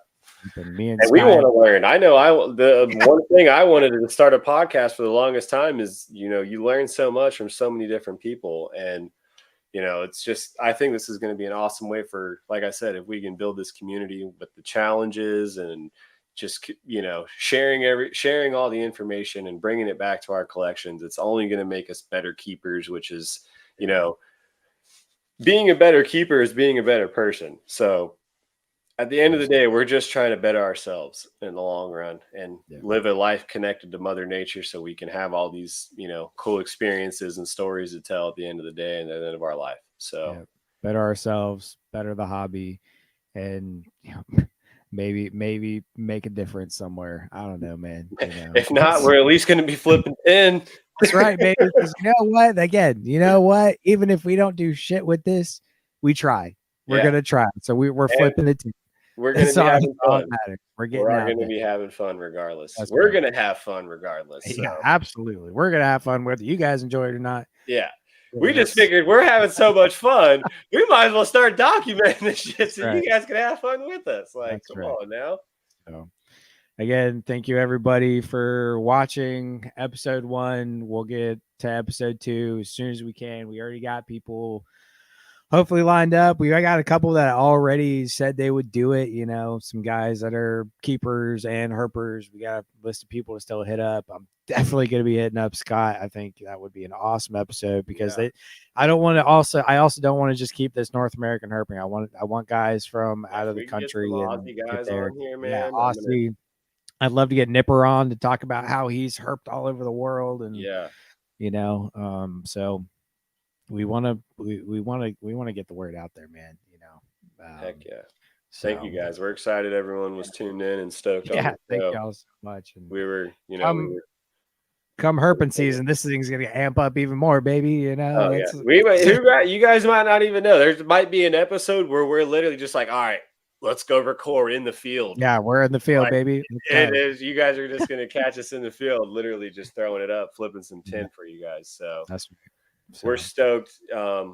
Honestly, I mean, I don't even know how to end it. I don't want to say. I mean, I don't want to be like, oh, we're closing it off. So let's keep this ball rolling. Keep hitting us with the good stuff. We're going to keep pushing the content out.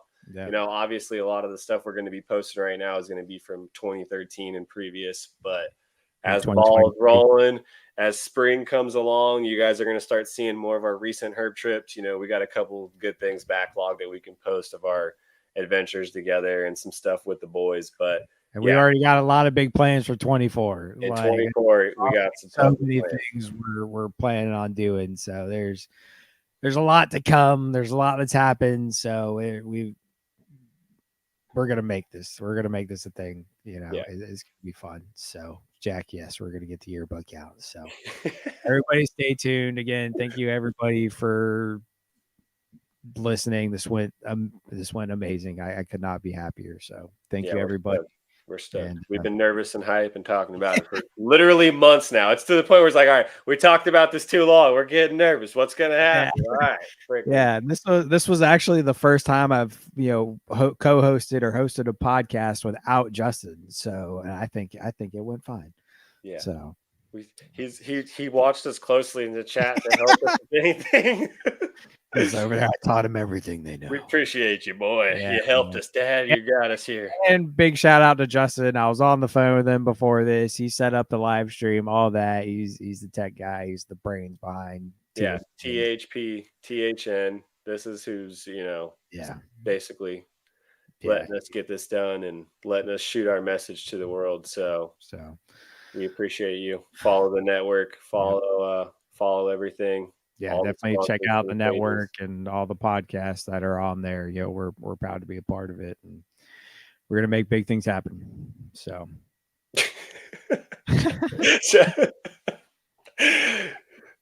you are the rock. Oh yeah. Before we go, I was jokingly saying it. I did get my. I got my plaque in today from the Justin, the man himself. This thing, it's awesome. It's hard to tell with all the glare, but awesome woodworking, and I couldn't be more stoked. I'm actually going to double side tape this thing with some 3M tape right on my TV. It's going to suck for when I'm watching TV, but everybody's going to know when they walk in my house who the fucking man is. Yeah. Yes. Oh man. All right. Well, with that said, thank you all for listening. And whether you tune into the live stream or you listen to this later, we appreciate it so much. This is episode 1 of Flippin Tin. We'll see y'all next time. Peace. Stoked.